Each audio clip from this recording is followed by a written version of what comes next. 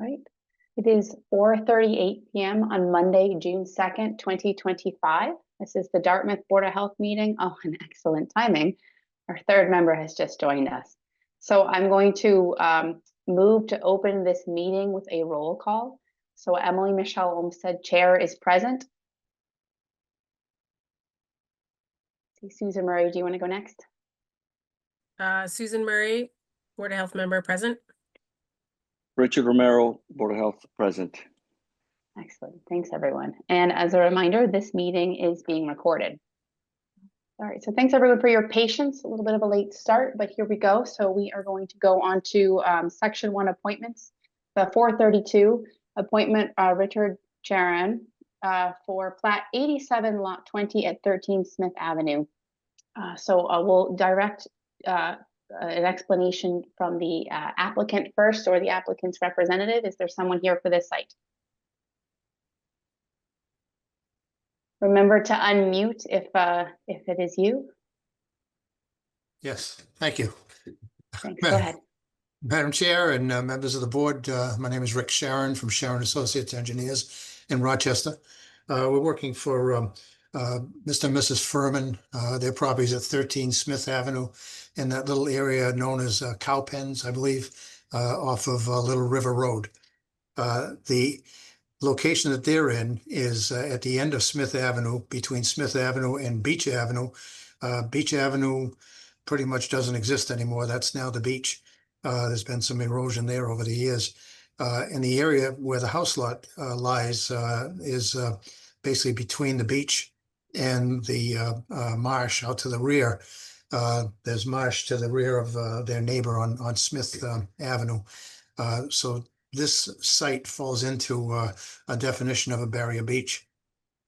Within Title V, there's a prohibition against putting tanks in a velocity zone within a barrier beach if it's shown to be feasible to move the tank horizontally or vertically to get it out of that situation.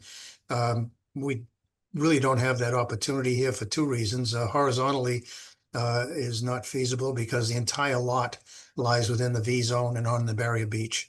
And vertically would mean lifting the tanks up above flood zone height, which typically would mean putting it up on the platform with the house. Doing that, and I say this from my own personal experience back after Hurricane Bob, we permitted about 30 septic tanks that were made to go up on the platform with the house. As soon as we put the tank up there, it became a plumbing fixture under the Massachusetts Plumbing Code. As a plumbing fixture, all gas and plumbing fixtures have to be approved by the State Plumbing Board. We took the tanks and we were manufacturing them back in the 90s, and we took every one of them through the State Plumbing Board to get approval of them through a variance, individual variance on every single house that we installed one.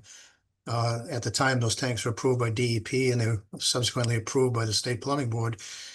We did that for probably 30 different houses between Scituate and Westport back at that during that time period. About 10 years after that period, we stopped making them, and I've looked and I can find no one who's filled that void. Nobody seems to be making a tank that's a double wall tank with freeze protection and leakage alarm. Again, all of these things have to be incorporated into it in order to get the State Plumbing Board approval.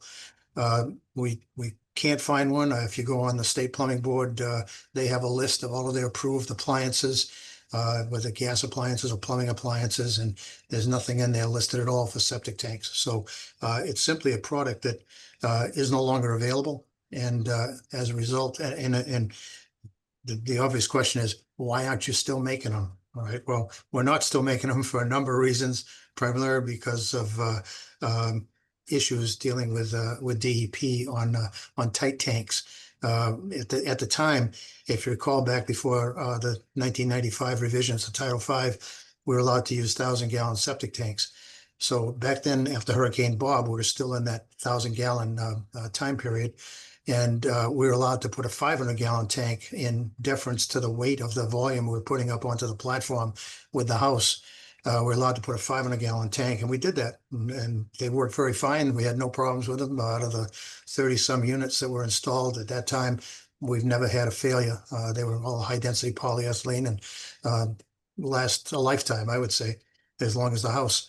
The problem was that we were told that on the same barrier beach where people were forced to buy our tank, if they weren't able to put in a leaching field, they were allowed to put in a 2,000-gallon tight tank in the same beach. And this just ran against all the reasoning that were telling us that we were making these tanks for. And we said, well, if we can't come up with it, and we offered them a design for a tight tank that was up on a platform, also wouldn't be in the beach, and it was rejected by DEP, at which time we said, well, we look like thieves here, taking people's money to buy these other tanks. If you're going to allow somebody to put a 2,000-gallon tank in the beach, then allow someone else to put a 1,000-gallon tank in the beach. So we stopped making them at that time. And like I say, nobody has ever filled that void that I'm aware of. I can't find any documentation either online on the website, on the internet, or certainly from the State Plumbing Board. So I guess our point here is that it's simply it's not feasible to go vertically because there simply isn't a product that will do it. So we think that we can't go horizontally, we can't go vertically. The only thing we can do is try to put tanks in the ground. So the tanks that we've selected to put in on this job, rather than putting them, again, we've got a house that's up on stilts. Say, why do we have to have a dosing tank? Because we're taking these tanks, we're putting them down, so we have 2 to 3 feet of ground on top of the tanks, just to account for scour. So that, again, we're in a very dynamic beach situation here. It's a barrier beach, subject to heavy wave flow and sediment transport. So by putting the tanks down 3 feet, that allows us to protect them from the erosion, scour. Again, there are equations for scour that apply mostly to piles, but on our piles, we're looking at a scour of right around 3 feet. So we feel these tanks can be put in a position where they're well protected from scour. In addition to that, because they have to be fully ballasted, we're using H20 tanks. So these are heavy-duty tanks. These are 6-inch walls, tops, bottoms. In addition to that, they're monolithic tanks, where we have the seam at the very top of the tank. So it's a very, very strong tank. And on top of that, we've got a ballast that's put on there to prevent any kind of flotation. So there's about 12 to 14 inches of ballast on top of the tanks. So that we feel that they're safe. They meet, we feel, the same environmental standards as putting it up in the air, because we're protecting it from scour, and we're using a very heavy-duty tank. So that's the reason for requesting that variance. We also have 2 waivers requested. One waiver is for the distance between the leaching field and the pilings, the piers for the house. Your requirements call for 5 feet. We're asking for 3 feet. The reason we're doing that is we're using an Elgin GSF, and that approval from DEP for remedial use doesn't require an overdig, a 5-foot overdig. Our assumption is that you're asking for a 5-foot setback in order to not interfere with the overdig, or so that the overdig can be done without interfering with the house. Here we don't have an overdig, so we're asking for a 5-foot setback. Part of this is because we're trying to move the house back as far from Beach Street as we can to get more setback from the mean high water and from the beach area. So that's one of the waivers we're requesting. And the other one is the requirement for leaching field 100 feet from wetlands.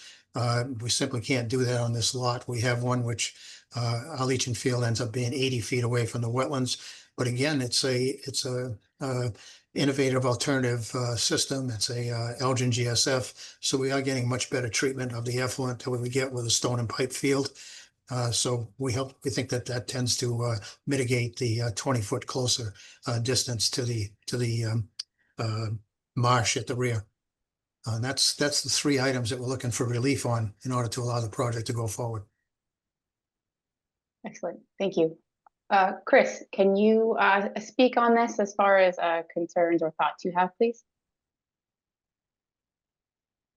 So this area that we call the cow yard has seen a number of septic system upgrades over the years. And, a lot of them have been, just, conventional type passive treatment systems. We have three in there that, so actually, let me back up, probably about 50-50, about half of them are passive type systems. Others, the owners have opted to do, alternative treatment at the, the applicant's, desire.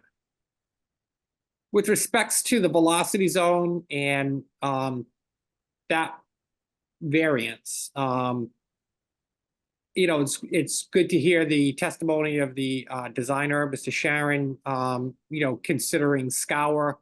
I really believe that, even though I've not had any discussions with the author of that section of Title V, when I look at what the concern is and what they're trying to drive is to, protect the tank from becoming storm debris in an area where you're likely to see erosion. The only thing that I would have a little bit of concern on still is, I do prefer those monolithic tank designs. However, if we're looking at storm flowage, that top slab, even with the 14 inches on there, could that dislodge and become part of the storm debris? I remember Gooseberry Island in the early 1990s in Hurricane Bob, and it picked up those large sheets of concrete and tossed them around, like beach balls. So, I would still be a little bit of concern with that. Perhaps maybe some sort of anchoring system on that slab to maybe a ballast below the scour line. May assist with that concern. As far as the setbacks, this site here, you move in one direction, you move closer to a resource area, you move it, as you move away from one, you move closer to the other. So there's really not much you can do on this site, as is the case with almost all of the sites in the cow yard. So, my primary concern is with, the velocity zone and making sure that we don't end up with a concrete slab sitting in the middle of the marsh if we end up with a Category 3 storm hitting us. Thank you. I direct this question back to the applicant, the engineer. Is there additional anchoring that you could put in, given this new information from the health director? I think Chris's point is well made. If I could suggest that we could do the ballast on the bottom of the tank and then strap down to the ballast rather than putting it on the top. We'll put it on the bottom, cast the ballast first, set the tank on top of it, and then anchor down with cables. If that's acceptable, we can do that.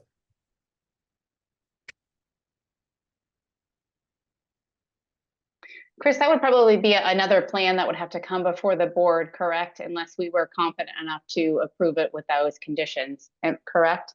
Yeah, that could be handled in either way. It could be approved contingent upon staff review, or it could come back. To me, it's a shifting of the ballast to address the concern with this, the top slab. So I think we could review it in-house and it wouldn't be substantive.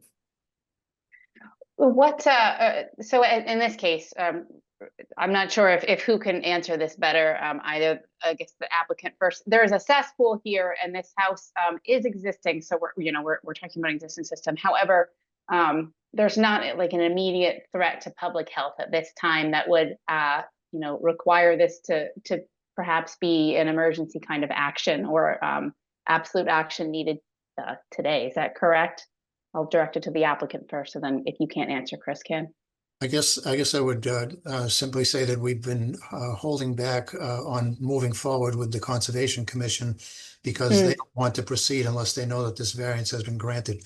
So if it's granted with the condition that we satisfy your staff's concerns about the anchorage and the ballast, I'm sure we can get something worked out with Chris and his staff to make that work. But knowing that we have the variance granted would allow us to proceed with the Conservation Commission. Understood. Chris, and then I'm certainly not trying to take this from my my fellow members. I just want to make sure we go one at a time here. Chris, if that were the case and we were to format the motion, what the applicant, the engineer said as far as having the ballast at the bottom of the tank and anchoring it down with cables, your from what you understand, that would be enough to assuage your concerns?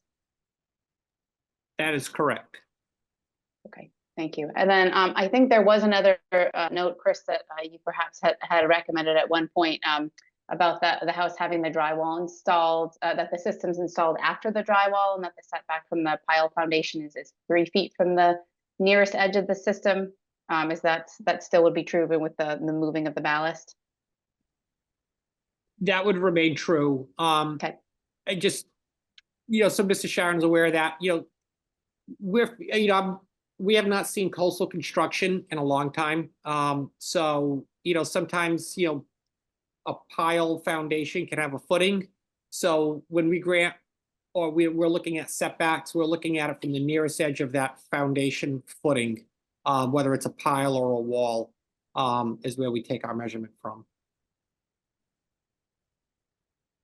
So that's where the concern lies, to make sure that when the 3 feet's requested, it's actually from the nearest edge of that footing. We wouldn't want to see some, from that foundation. If there's some major footing underneath that to help displace the weight of that pile, we would actually be disturbing the soils underneath, potentially, depending upon how wide that footing may be. So we'll be looking at the foundation plan when that comes in to assure that setback of 3 feet. Could I add, Madam Chairman? Go ahead. This is because we're on a barrier beach, we're not allowed to use spread footings. So this has to be driven piles. So these are individual 16-inch diameter round steel piles that are vibrated down into position. The hollow steel then has a cage of rebar put in, and the concrete is filled inside of that. So it basically extends 20 feet down below grade. These are friction piles that use the friction against the sides of the pile to actually support the building. So there's no footings at all involved here. And again, I'm going 20 feet down, and that's below existing grade because we're trying to put some additional fill on top besides that. But the 20 feet goes down below existing grade. So forgive me, I know wastewater, but we're getting into, the coastal beaches. This is a little bit out of, my level of expertise. So if I'm understanding, you're saying, Mr. Sharon, that you don't need to be 3 feet, or that it's not going to be possible based on the way that you're driving the piles down. Is that correct? It wouldn't go in until after the piles are in place, number one. All right, so the tanks will be installed after that. And at that point, the piles are extending down, probably 15 feet below the bottom of the tanks. So excavating out for the tanks is not going to disturb the piles. So then, again, I'm sorry, I'm trying to make sure I understand, because I think the question on the table, what we have been advised is to, the house has the drywall installed, the system goes before the drywall. You're saying that cannot be done? The drywall in the house can be done well before the tanks go in. Yeah, that's no problem. Okay. But then the second part about the setback from the pile foundation being 3 feet to the edge of the nearest system, that's the part where you're saying that because it's driven down so deep, that is unnecessary? Yes, well, again, it depends on what the reasoning is for the 5 feet. I had assumed that was because of the 5 foot overdig on a normal system. We don't have that. We're excluded from having that because of the approvals from DEP The Elgin. for this type of system. So we don't have to dig 5 feet away from it. Our tanks are also 3 feet away, however. They're also away from the edge of it, but I don't think you have any regulation on that one. But for the leaching field part of it, we can install that leaching field and have no impact at all upon upon these piles, because they're extending so deep underground below where the leaching field is. Okay. So then, Chris, does this satisfy that concern as far as having included that? What's the intent of the regulation with, does as he says, because you don't need an overdig for the Elgin product, is that true? Yeah, that is true on both fronts. And, now that Mr. Sharon has, provided the technical response with the coastal construction requirements, where it's just a straight pile driven into the ground like a telephone pole. Right. And the, coastal construction requirements prohibiting that from sitting on, a footing. A footing is just a larger spreader pad. Okay. And that wouldn't be allowed. And just the methodology of the construction of driving that pile in, again, would not allow for that sort of support, because you're doing a direct drive. So he's definitely satisfied that concern that the setbacks shown on this plan from the piles are exact, because there will not be any footing. Got it. Okay. Excellent. Thank you. Great. All right. I'm going to turn now to my other members for questions, concerns, thoughts. Richard Romero, Vice Chair, will go to you first.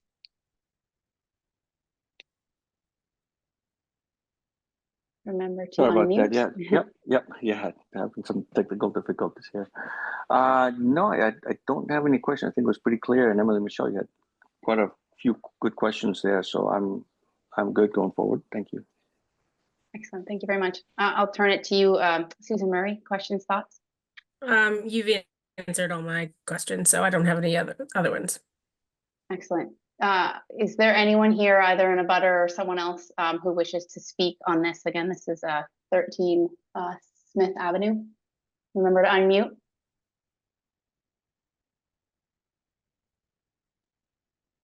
Okay. Right, so then I am going to attempt to summarize my findings and make a motion. May I interrupt? I do. Yes, please. I see a Charlie on here, and I'm not sure if that's an abutter or not. I know we have an abutter that's named Charlie Ashdown, if I believe is correct. Let me just see if I can hit ask to unmute. Okay. Yeah, that's me. Okay, go ahead. Can you say your name for the record, please? Sure, sorry. Charlie Ashdown, I'm at 14 Smith Ave. Thank you. Go ahead.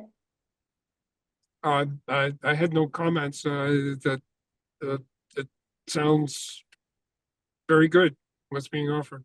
So, Excellent. Thank you very much. Great. Great. Okay, so then if there's any other members that need further discussion, let me know. I think I'm comfortable moving forward with this. Like I said, I just want to kind of summarize all my notes, so bear with me. Are there any other my fellow Board of Health members who have any last thoughts before we move forward? All right, hearing none. All right, so let's see. Finding that the placement of the tank in leach field cannot be moved, that there is an existing cesspool, and that this is an existing system. Finding that this cannot be vertically placed because the engineer has stated that basically cannot find double-walled tanks that were perhaps created in the past for situations like this.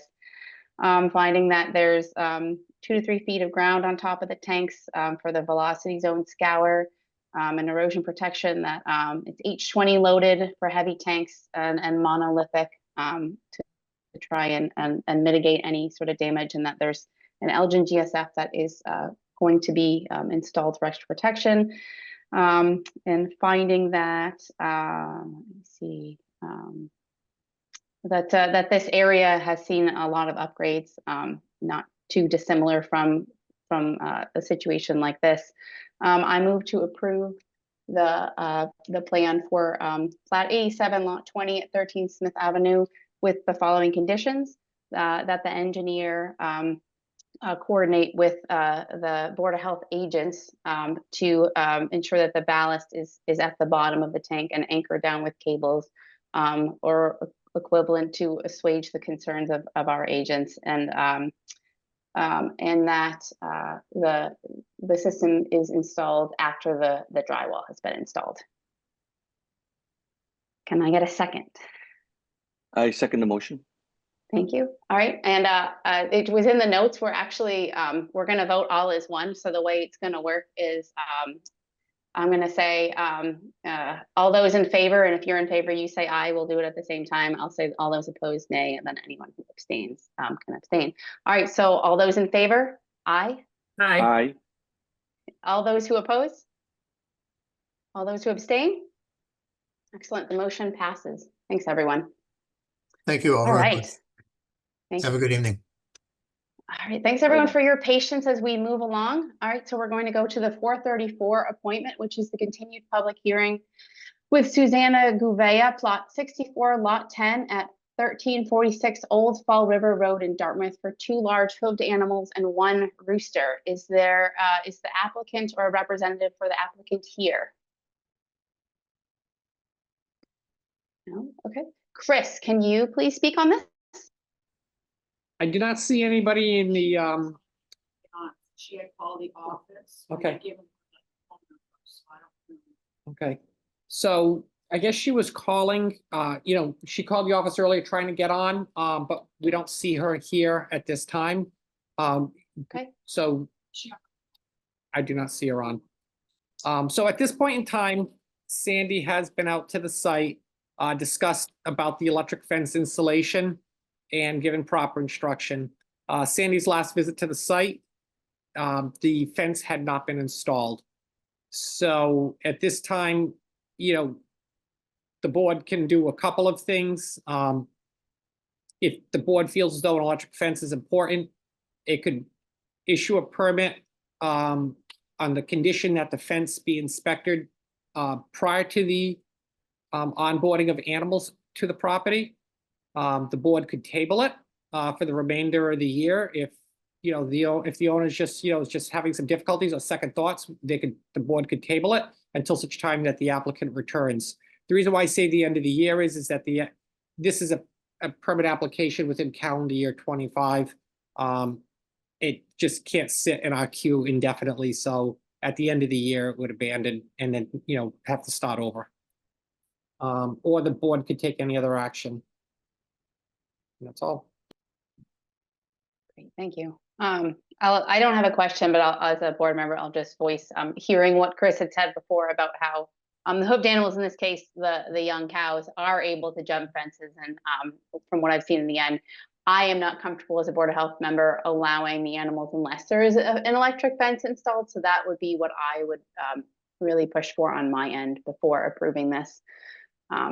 So I'll open up to my other members now. Richard O'Meara, what are your thoughts, concerns, questions? I agree about the electric fence, and also seeing that the location is kind of a little further up north. We don't need any restrictions on the rooster, do we? Or would it be recommended? I'm not as concerned given the location on the rooster, Okay. given the lack of density. Mm-hmm. All right. Yeah. I agree about the electric fence.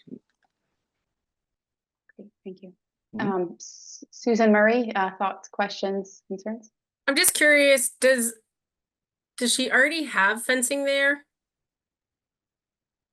She does have fencing, and the concern is that we've experienced a lot of situations with these younger cows at that market in which they're bought, that they're like track high jumpers, and they easily scale these fences, and then we end up having to chase down cows and end up, Sandy ends up having to trap cows.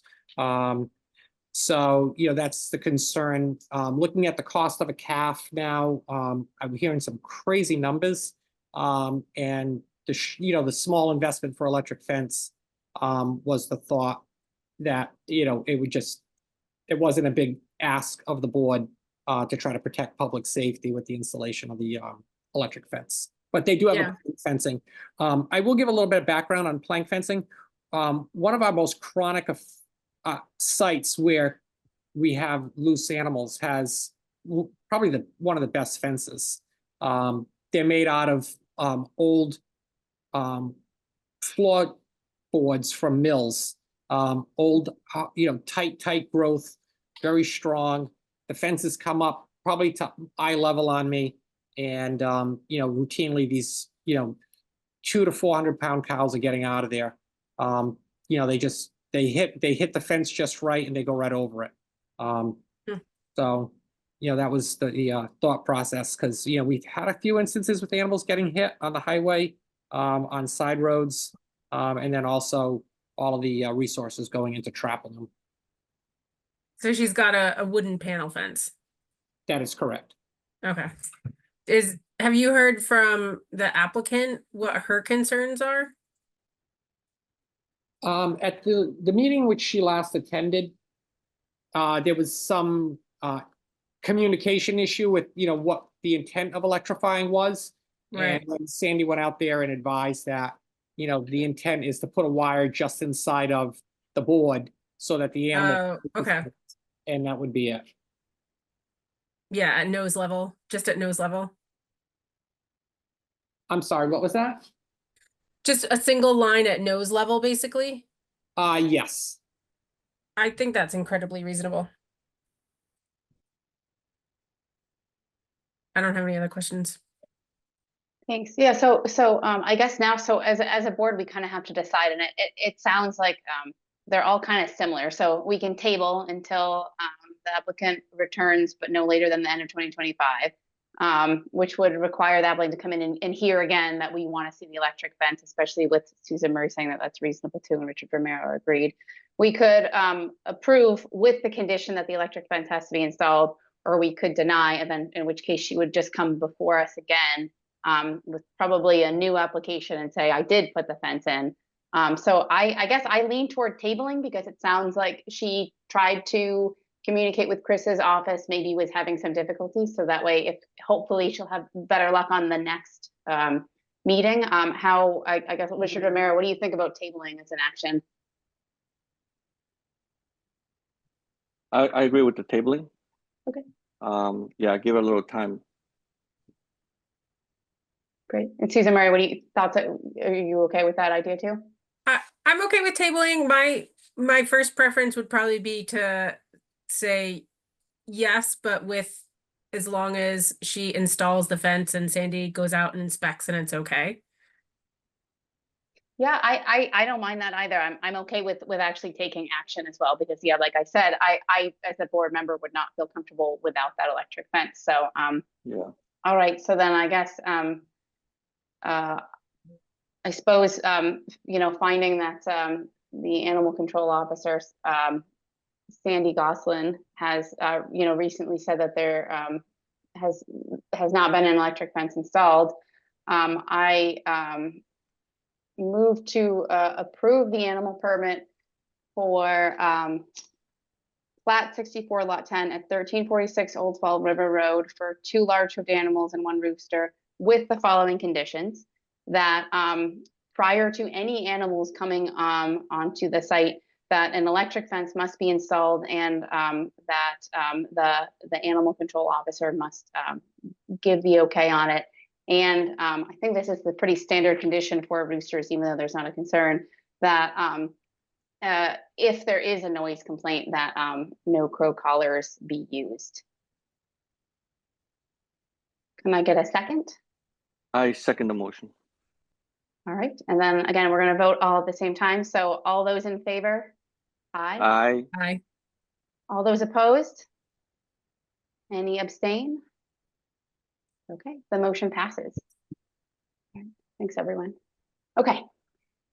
So we're going to move forward to 436 Brian Souza plat 168 lot 136 at 90 Bryant Street in Dartmouth for 1 rooster. And let's see, is the applicant here for this site?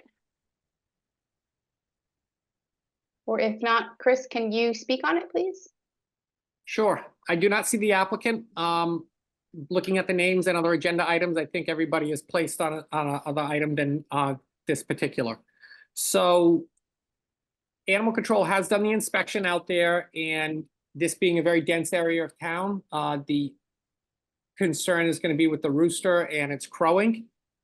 So if the board does consider this, we would ask for the conventional rooster restrictions to be put upon the permit, and to also ask for it to be a 90-day conditional, so that if problems arise, then we can deal with it sooner rather than having to deal with it through protracted enforcement. And that's all. Great, okay.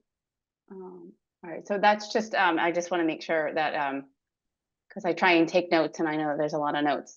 So the rooster conditions, as I understand it, is that if there is a complaint, they have to use the crow collars. Are there any other specifics to that I missed?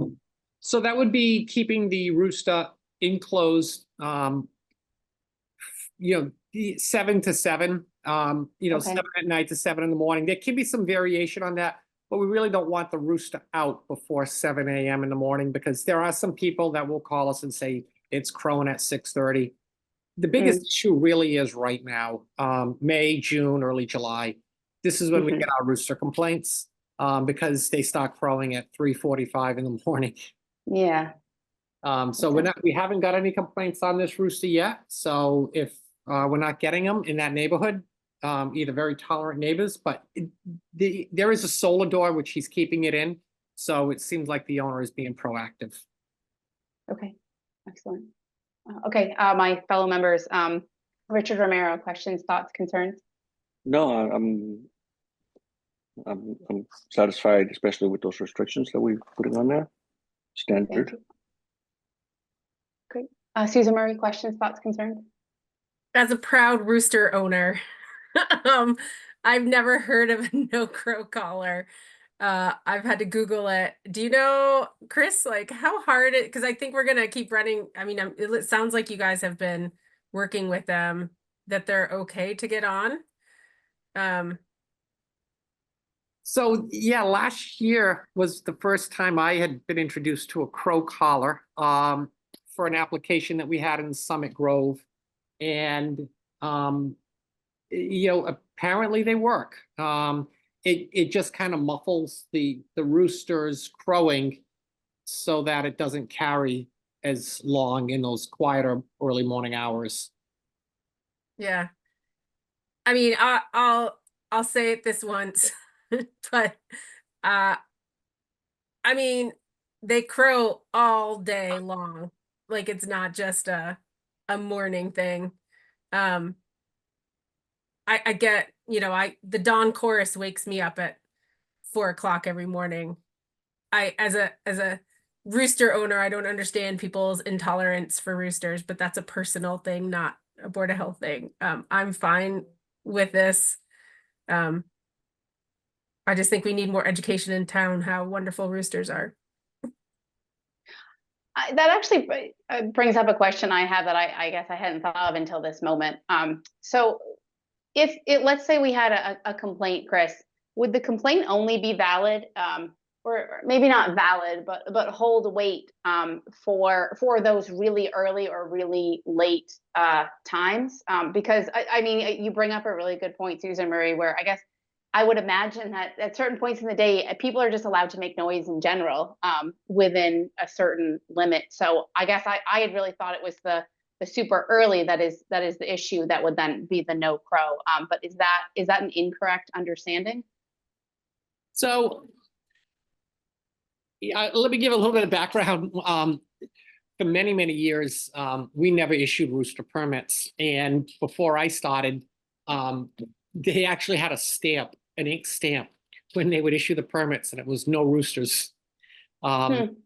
So so the board started around 2015 to realize that people wanted roosters and they could be properly managed. In all my time, I can't recall anyone complaining about roosters outside of the early morning hours. And I think what happens is that people sleeping. Some people have their windows open in the early spring. Even right now, the late spring, and it starts crowing when there's not a lot of background noise to muffle it, and it wakes people up. But once the cars stop, people start going to work, you create a lot of background noise and it will drown it out. People are at work. And I think, like, again, I'm very tolerant to roosters. If I'd rather hear a rooster than a Harley Davidson, I'd rather hear a rooster than a dog barking incessantly. But I think all the background noise of the continued development of Dartmouth is really drowning them out. It's just those early morning hours that are most sensitive. It doesn't mean that someone complained that they're, if someone did complain, it is an actionable issue that we would have to look into. Okay. But we have not seen it yet. Right, those complaints really are just the early morning times, which. Okay. I mean, that makes sense, but they do, I mean, they crow all day because they're guarding the female. So mine will crow when there's any sort of predator, like it's a predator alert. It's a communication, there's food over here. So, I mean, they are crowing all day. Hopefully, though, I mean, I guess if it sounds like, as Chris said, though, since it usually is just the early morning, then hopefully, if there were a complaint, then you just put the crow collars on, you know, just while people are sleeping. Hopefully that's a middle ground. I'm not sure. Yeah, They're it's not kinda hard easy to catch. Yeah. That's why I I was believe looking at it. the I've collar, never- but yeah, Yeah. mine are kind of Well, mean. I'm certainly open to hearing, you know, other ideas for the future. I don't own roosters. I don't have a problem with them. But I guess since this is typically what we've done, I guess direct this to you. Are you okay with having this condition for now? And then if there is something else we can do in the future, I mean, I'm certainly open to hearing it. But you know, given that this is the information we have at the moment, and given that people do complain about roosters, you know, that has happened before. That again, that there's that condition that if there's a complaint, the no crow collar, and maybe that's a little bit more, again, balanced, that it would only happen, the complaint would be about early morning. Are you okay with moving forward as is? Yes. Okay, thank you. Again, I'm very open to hearing other options. I don't have a rooster. I find it all interesting. Okay, so then, and I don't, again, since Chris said that he didn't see anyone else on here, speak now if you are here to for this issue, but otherwise we're going to move forward. I don't see anyone else unmuting or taking action. Okay, so let me see. Finding that, you know, Sandra Goslin has done a recent inspection, I move to approve the animal permit for 90 Bryant Street with the following conditions: that there's a solar door installed, that the rooster is to be kept inside from dusk 7 a.m. To 7 p.m. And that if there is a complaint, that a no crow collar is used, and that this is a 90-day conditional permit. Can I get a second? I second the motion. Excellent. All right, we're all going to vote as one. All those in favor? Aye. I Aye. All those opposed? Any abstention? All right, the motion passes. Thanks, everyone. Okay, so now we move on to 438. We're running behind, I apologize. Lot Abel Lima, Plat 31, Lot 2 at 63 White Oak Run in Dartmouth, amendment to a domestic animal permit for 3 large hoofed animals, being amended to 4 large hoofed animals. Is there an applicant here who wishes to speak on this first? Otherwise, I'll bounce it over to Chris. Remember to unmute if you are trying to talk. Oh, go ahead. Yes, I'm present. Thank you. Can you say your name for the record, please? Cassidy Lima. Thank you. Do you wish to speak on this, or Chris, do you want to weigh in first? Yeah, if he wants to weigh in, that's fine. Chris, go ahead. Thank you. So animals have been kept at this property for a number of years, and we've not had any concerns or issues. So I would not have, and this is only to increase by 1 additional of the 3 that she already has. So it'd be just adding 1 more large hoofed animal to the property. So no concerns. Great. And so, and we don't worry about since there's already animals there, I'm assuming that the electric fence, any concerns there have already satisfied. Correct. Thank you. Okay. If there's any question I have, I'll turn it over to my other members. Richard Romero, thoughts, questions, concerns? No, I have no questions. Susan Murray, thoughts, No questions, questions. concerns? Excellent. Did the applicant wish to speak on this? Cassidy Lima, did you want to speak on this, or are you okay? Remember to unmute if you wish to speak. Yeah, they had no concerns when they came. We had talked about everything, so we're good here. Excellent, thank you. All right, so finding that there was a recent inspection by Sandra Goslin, and that there's existing keeping of similar animals and that there were no concerns, I move to approve the permit amendment for 63 White Oak Run in Dartmouth for 4 large shoved animals. Can I get a second? I second the motion. Thank you. All right, all those in favor? Aye. Aye. All those opposed? Any abstentions? All right, the motion passes. Thank you. All right, and then we're going to go to the 440, which is Christopher Messier for Waggleby, which is the variance for salsa and pickles. Chris, do you want to speak on this first, since this is maybe a little bit more atypical, or would you like me to bounce it to the applicant? I think it'd be appropriate to go to the applicant first. Thank you. All right, Christopher Messier, I see that you're on. Would Yes. you like to speak on this, please? Sure. Do I need to state my name and address first, or are we good? That would be great. Thank you very much. Yeah, my name is Christopher Messier. I reside at 23 Exeter Street in Taunton, Massachusetts. I and my partner do business as Waggleby, and we produce at the Dartmouth Grange Shared Use Community Kitchen. We are requesting a variance permit pursuant to Massachusetts Food Code, CMR 105. Specifically because we are going to be utilizing a acidification as part of our process for making pickles and salsas.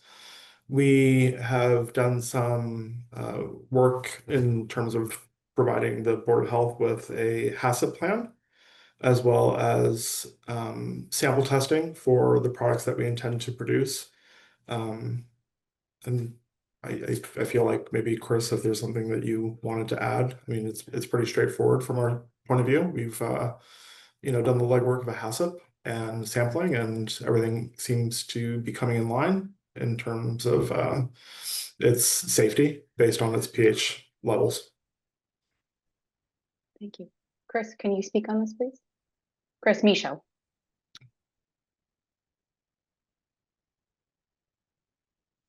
Chris had to step out. This is Donna. I just wanted to say, I did review Mr. Messier's HACCP plan, and everything is in order.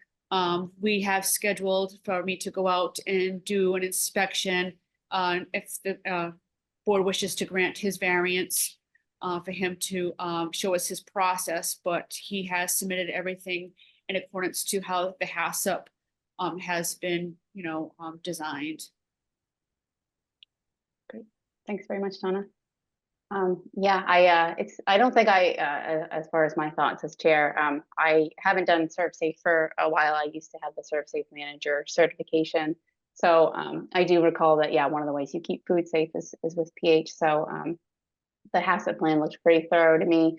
And I guess this is a question for you, the applicant, but one of the conditions I think we have been advised to have if we are moved to approve is that the records have to be kept on site and submitted upon request or renewal of the renewal. And if no deviations, then I guess it would be renewed. So I am hoping or confirm that would be no issue with you to have all your records submitted. No, and of ready course to not. go. No, it's part of the process, part of the plan. Excellent, thank you.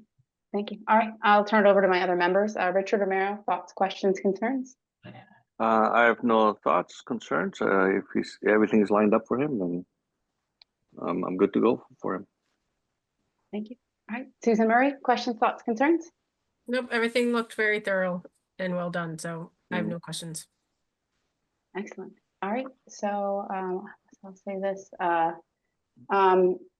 Finding that there's an acceptable HACCP plan, I move to approve the variance for Christopher Messier for salsa and pickles with the condition that records must be kept on site and submitted upon request or renewal. And if there's no deviations or critical violations noted by the Board of Health staff within the next 12 months, the variance will remain in full force without need for renewal.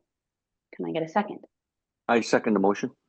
Thank you. All right, now we vote. All those in favor? Aye. Aye. All those opposed? Any abstention? All right, the motion passes. Thank you very much. Thank you very much, guys. Have a great night. All right, and now we're going to move on to section 2, new business. All right. I think we're going to need probably Chris for this part. So I'm hoping Donna, is Chris back in the office? I'm here. Excellent. All right, thank you. All right, so section A, the June 3rd town meeting article, Article 21, establishment of camping bylaw. I'm assuming you're the best person to speak on this first. Thank you.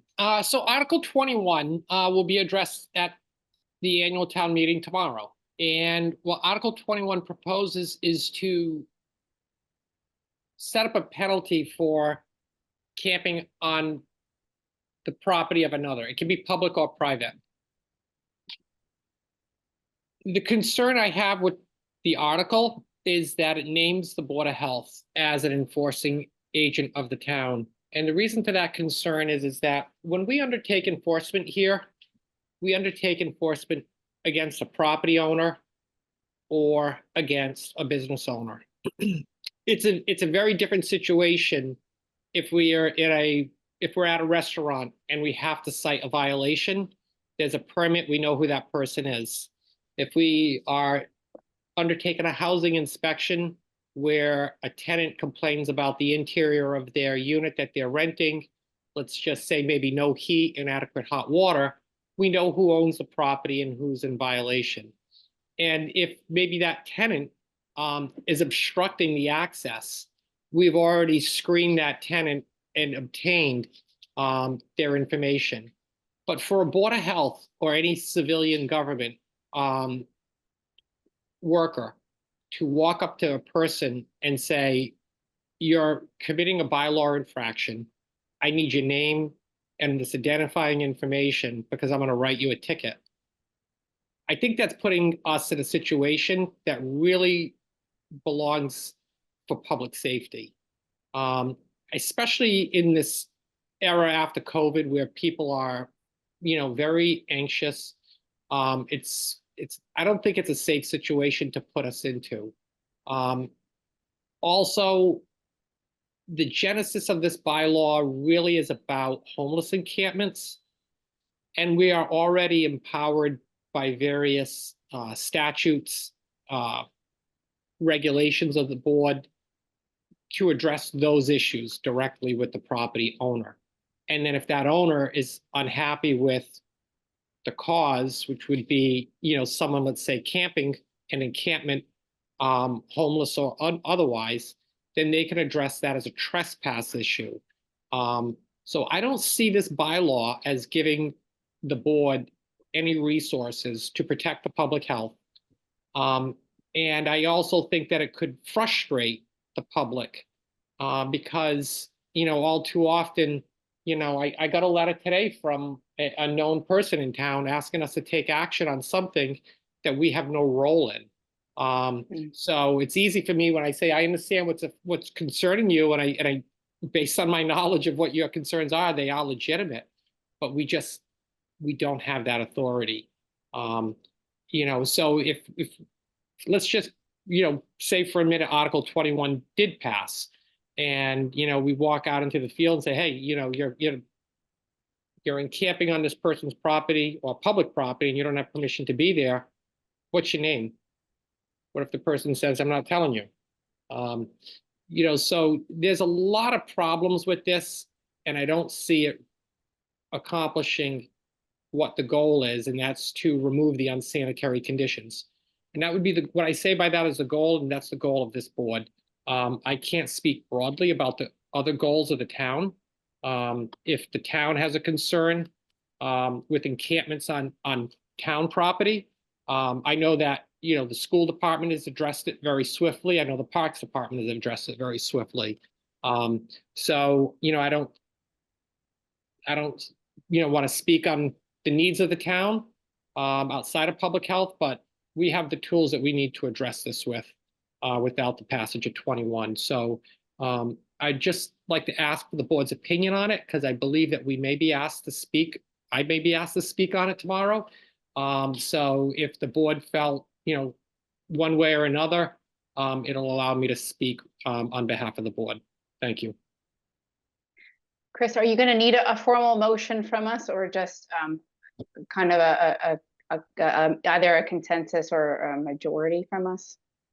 I think it would be best because we already know that the Finance Committee has weighed in on this article. And I believe all of the Finance Committee members were against the article, and the Select Board, I think 3 in favor, 2 against. So best to have a motion. Correct. Thank you. Okay.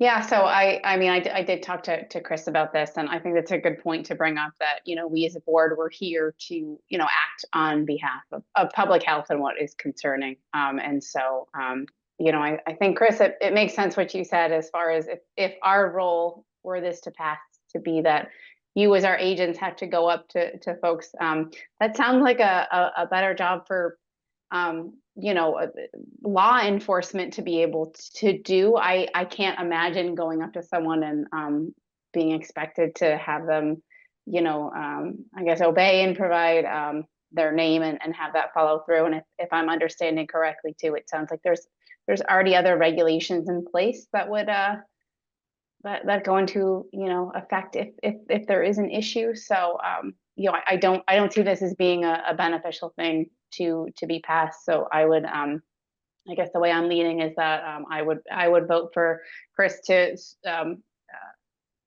you know, voice concern and the opposite of support for this. Richard Romero, where do you stand with this?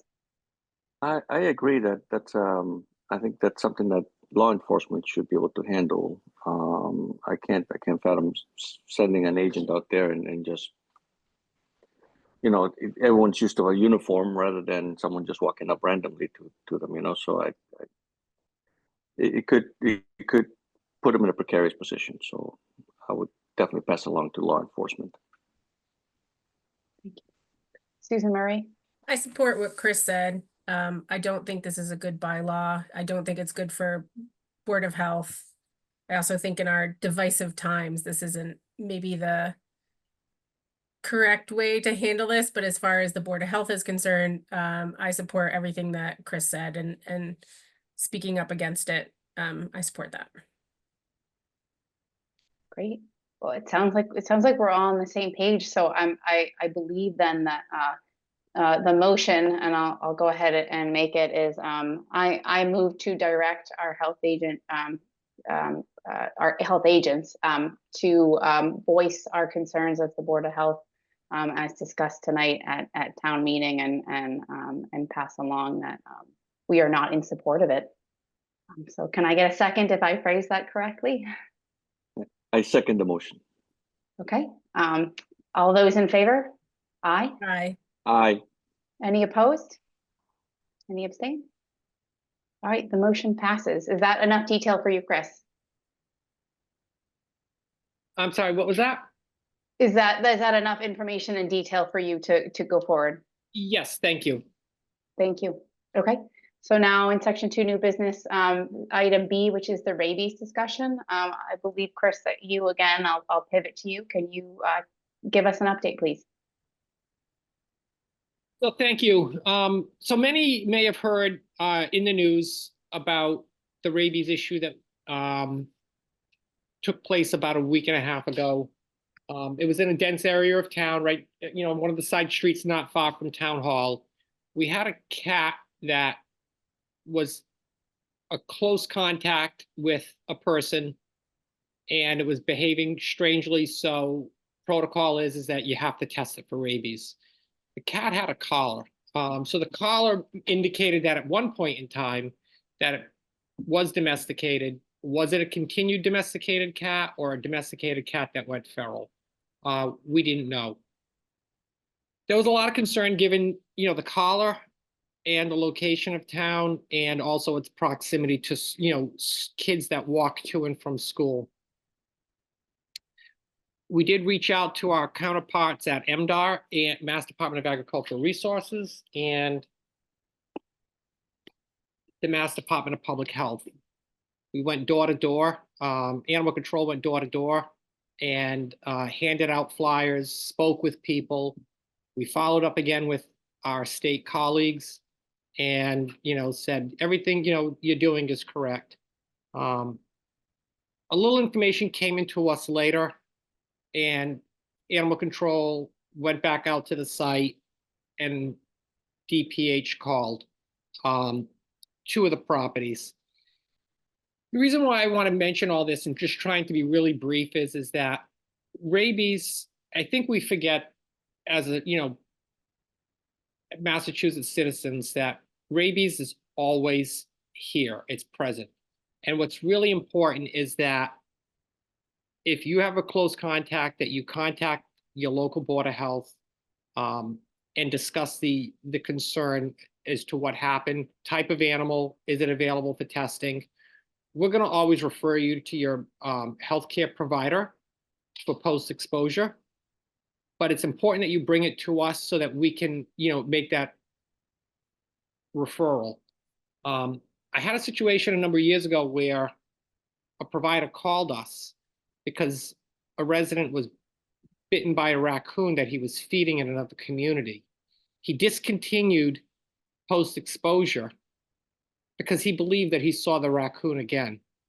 So when I called the individual and asked him if the raccoon had a name tag on, he said, why? I said, because you said that you saw the same raccoon, and, how do you know it was the same one?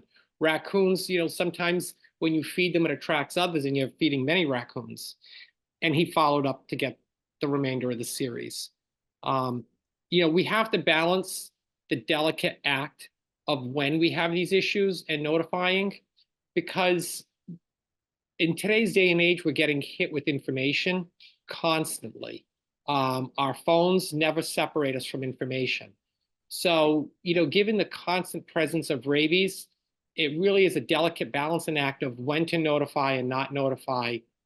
And, we really need those rabies positive cases when we notify of those high-risk situations.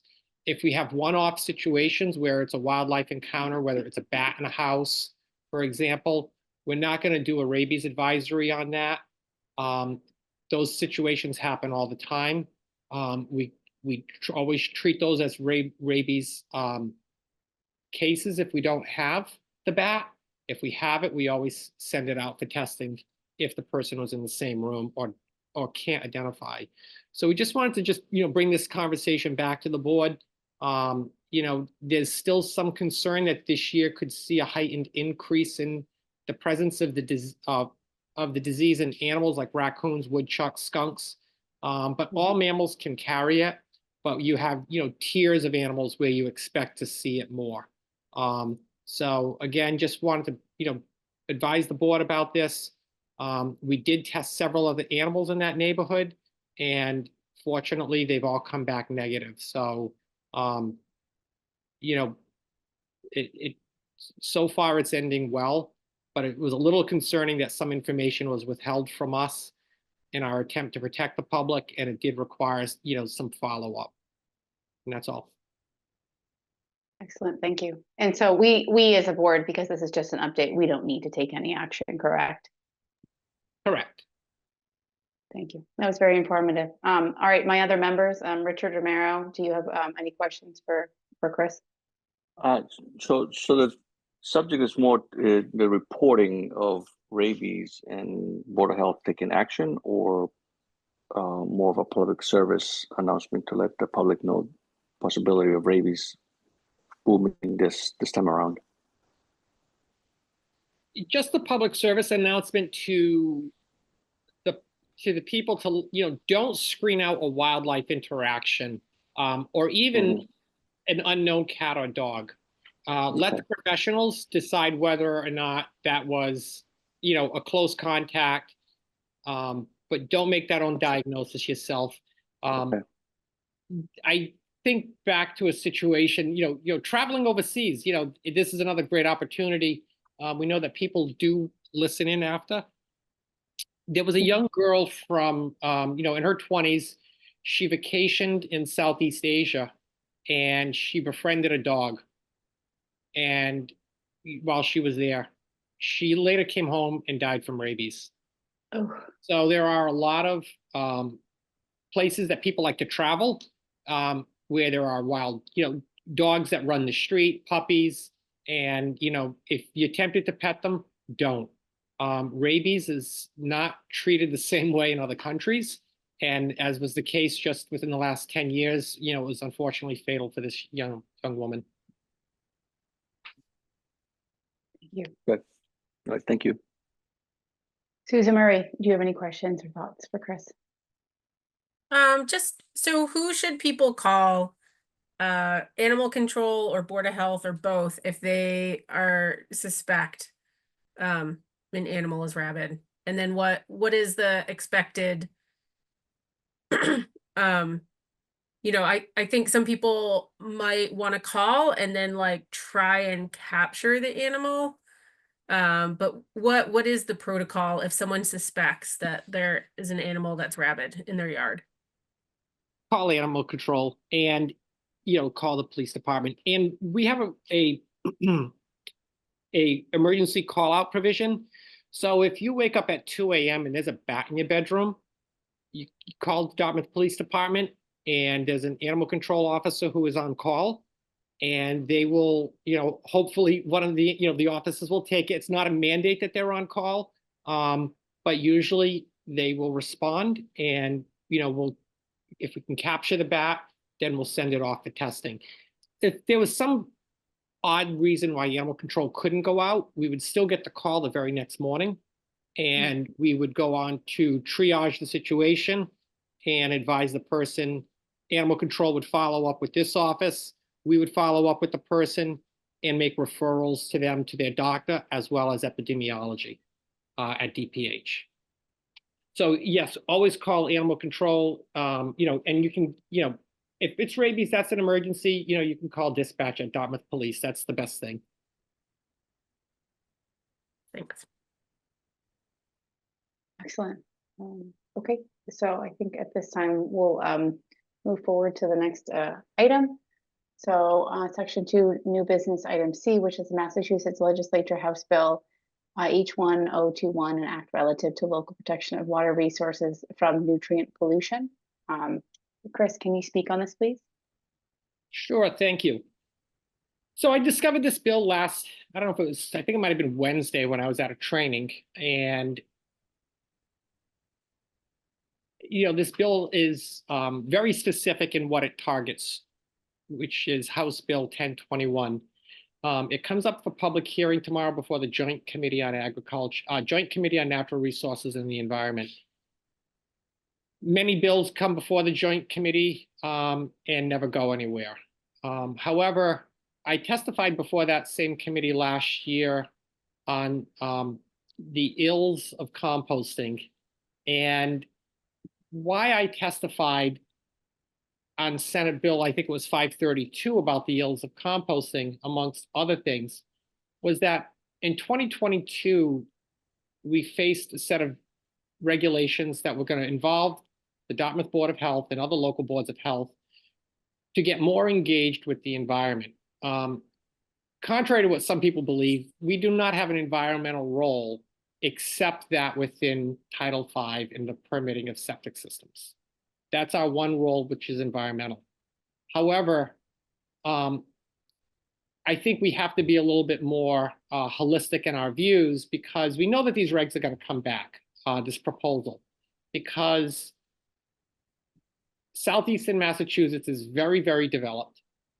Pretty much most of the water in all of the coastal towns, if not all of the water in the coastal towns, I want to say most, because Westport, actually all of the water in the coastal towns does flow to the salt water in some way or another. A lot of these towns, like Dartmouth, has estuaries or embayments like the Slocum River, Apponeganset, and actually we have the Westport River watershed within our confines of Dartmouth. These watersheds are now beginning to, estuaries are now beginning to suffer from all of the development. The development puts various sources of nitrogen into the watershed, which then flows down gradient to the receiving estuary. But we know from our analysis of the Westport River TMDL and the Slocum River TMDL, as well as the, a stumbled Apponeganset TMDL that never got approved. And pardon me, the TMDL is a total maximum daily load of a pollutant in a water body. So with the salt water bodies, the estuaries, we're talking about nitrogen in this case. In some cases, it could be a river and it could be pathogens. You could have multiple TMDLs, but what we're talking here about is nitrogen. Because of the impact it was going to present to people in Dartmouth on septic systems, had those regs passed, and when those regs, or if those regs come back. So we know that stormwater contributes nitrogen. We know that, coming off of rooftops, parking lots, we know that there are many, many sources. And fertilizer was a big component of these reports as being a contributor. And what they did is they called it anthropogenic. You know, it's man-made sources. There are other sources of nitrogen hitting the Slocum River, for example, that we cannot control. In the case of the Slocum River, there's so much wetland and there's so much open water up gradient of it, like Turner's Pond, that contributes nitrogen as well. And that's itemized in the report. So we really have to focus on those issues. And I'm trying to be as brief as I can, so sorry if I'm being a little choppy, on what we can control. Do I think we can control fertilizer being put on lawns or fields? Absolutely not. That's what this bill aims to do, is to control the, to allow municipalities to regulate the application of fertilizer on non-agricultural turf and lawns. So why have I presented the board with a draft letter? Because we know that even if there was a good idea with regulating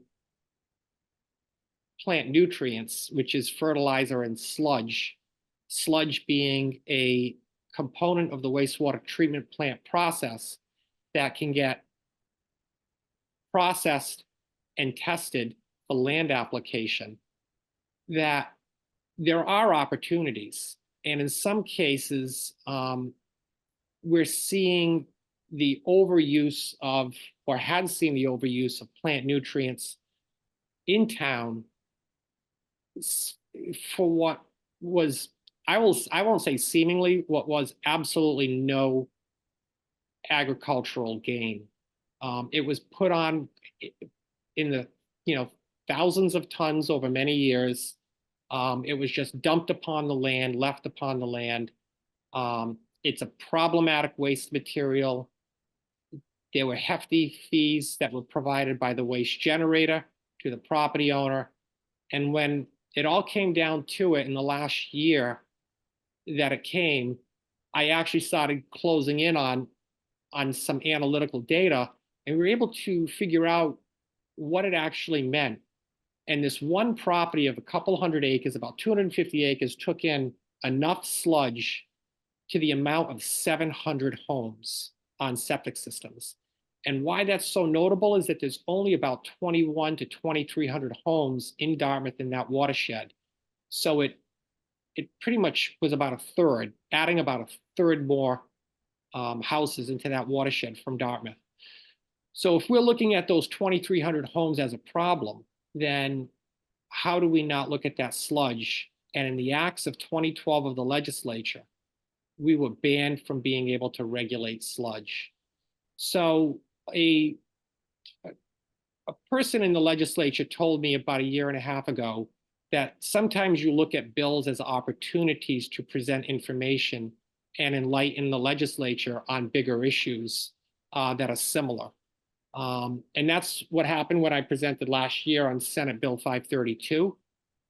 And that's what I'm asking the board to consider with House Bill 1021, is that I provided a draft letter, and I apologize given the short notice of trying to compile this letter and really trying to hone it to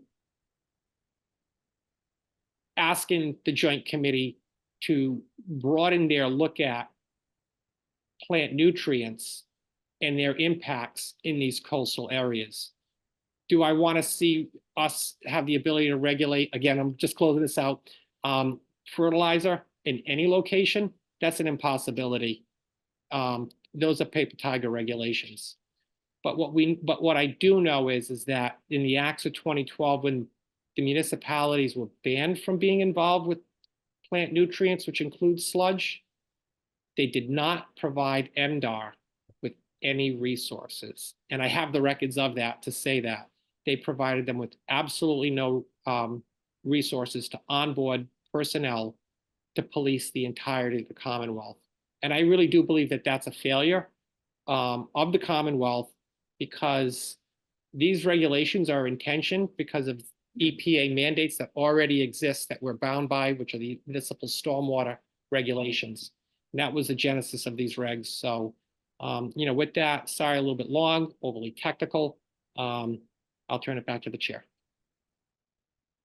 And so, Chris, again, you are looking for a formal vote from us, whether we are directing you to put forward the draft letter that you sent us with our comments on the bill. That's what you're asking for us from a board, as a board.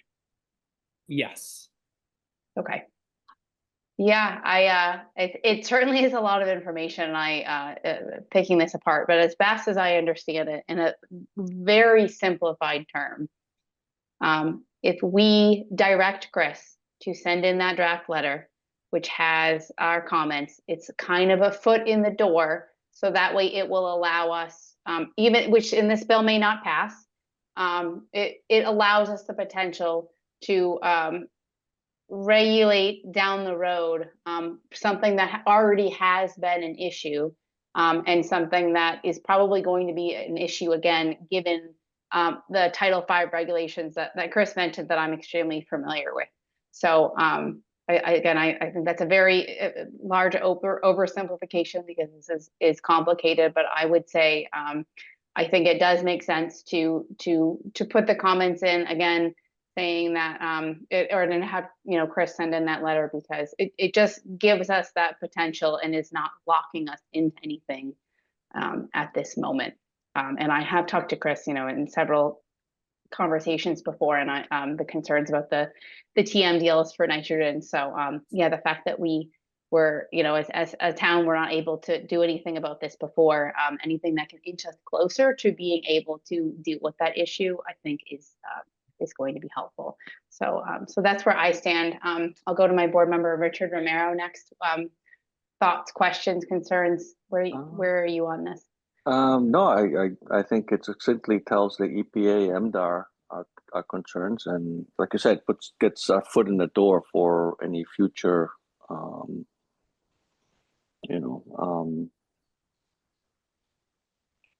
regulations and the such. So yeah, no, I'm for it. Yeah, reading it's really succinct, a lot of information. Yeah, thank you. Okay, Susan Murray. I just have a couple questions. So just so I understand, you want to support this bill, Chris, because it's going to give municipalities the ability to adopt rules and regulations and bylaws concerning nutrient management, but you are also wanting to add in that they give resources to MDR to be able to implement what was initially passed in 2012 that they haven't been able to implement. Is that the gist? That is correct. Okay. I didn't really have a chance to the latest edition that you put out. I haven't fully been able to read through it.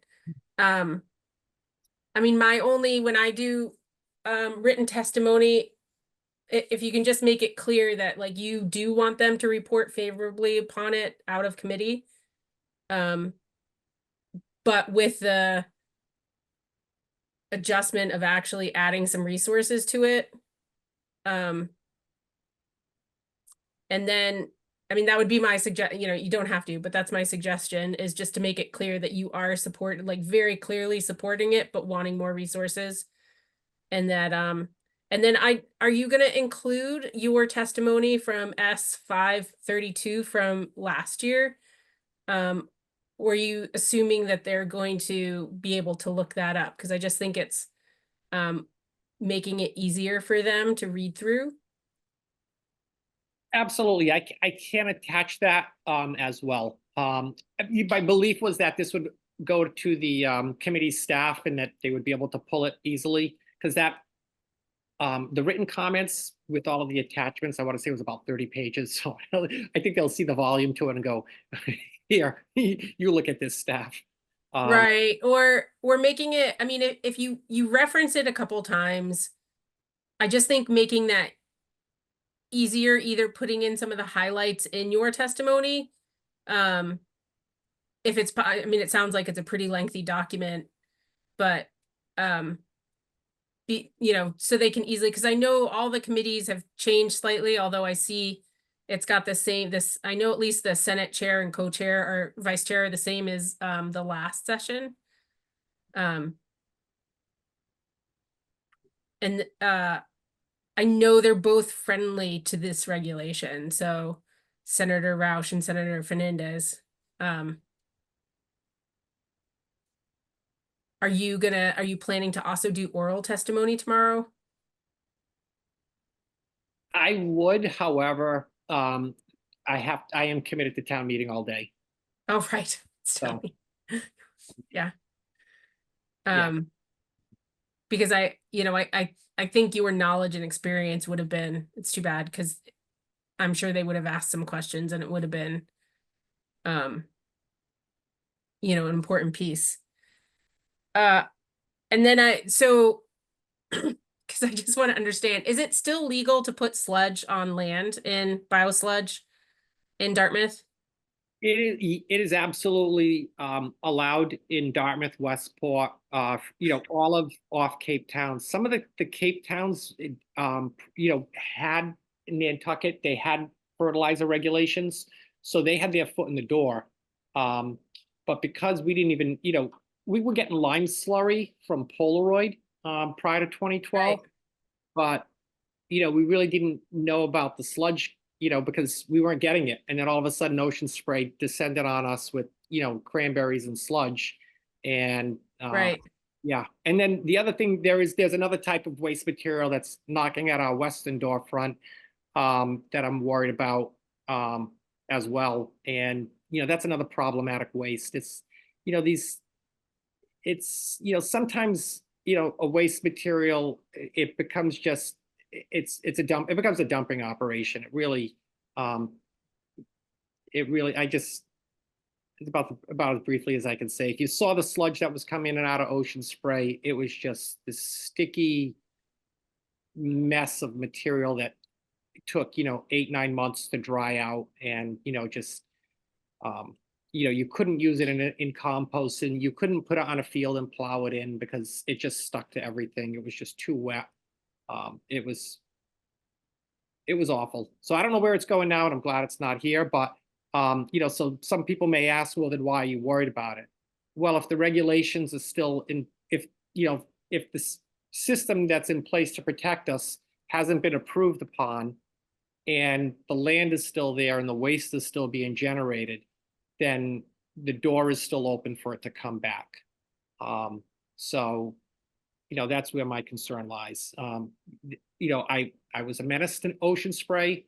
They stopped sending it here, but, do they run into a problem somewhere else and then it ends up coming back? And again, I go back to, I know of another waste material that's, not far from here on our western door. And, that has the ability to show up. Do we have biosludge though? So the actual what's coming out of treatment centers? So the 3 types of materials have all been from wastewater treatment operations, but they're non-sanitary, which is the good thing. Okay. To a degree.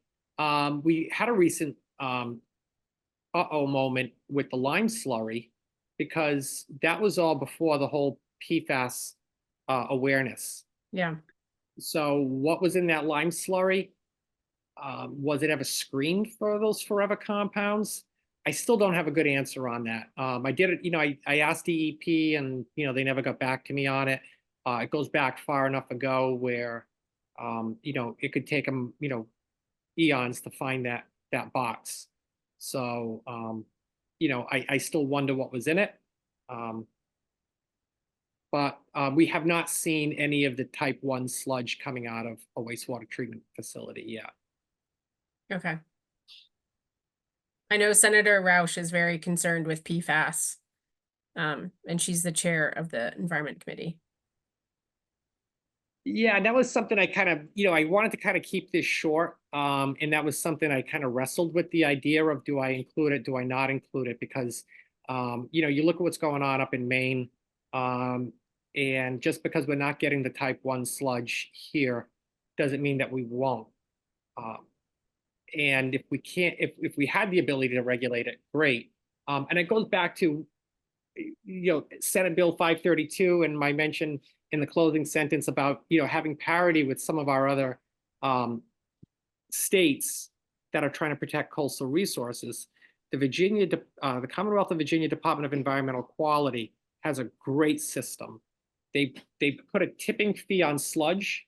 The tipping fee gets put into a state fund to hire state inspectors that are dedicated to inspecting properties receiving sludge. Before you can receive the sludge, you have to demonstrate a need, that the property needs the sludge, and then you also have to demonstrate your ability to handle the sludge.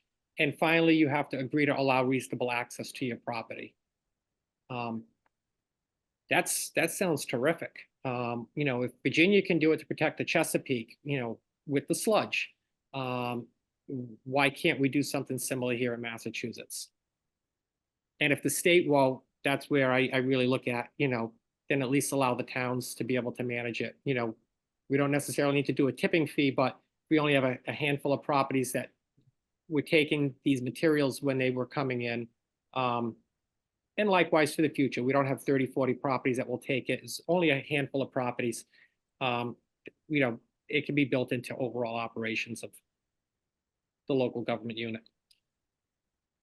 Do you worry at all about if the municipalities get the ability to each municipality pass their own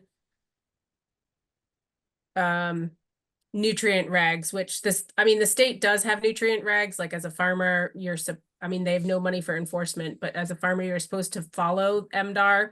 You can work with MDR and UMass Extension on nutrient management, and you're supposed to have a nutrient management plan. But again, there isn't that, like you said, there isn't that money for enforcement. But are you at all nervous that if each municipality, some doing a good job, some not doing a good job, instead of having state level regulations?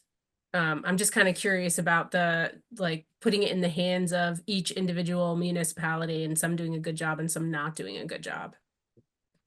Yeah, I agree with that. Because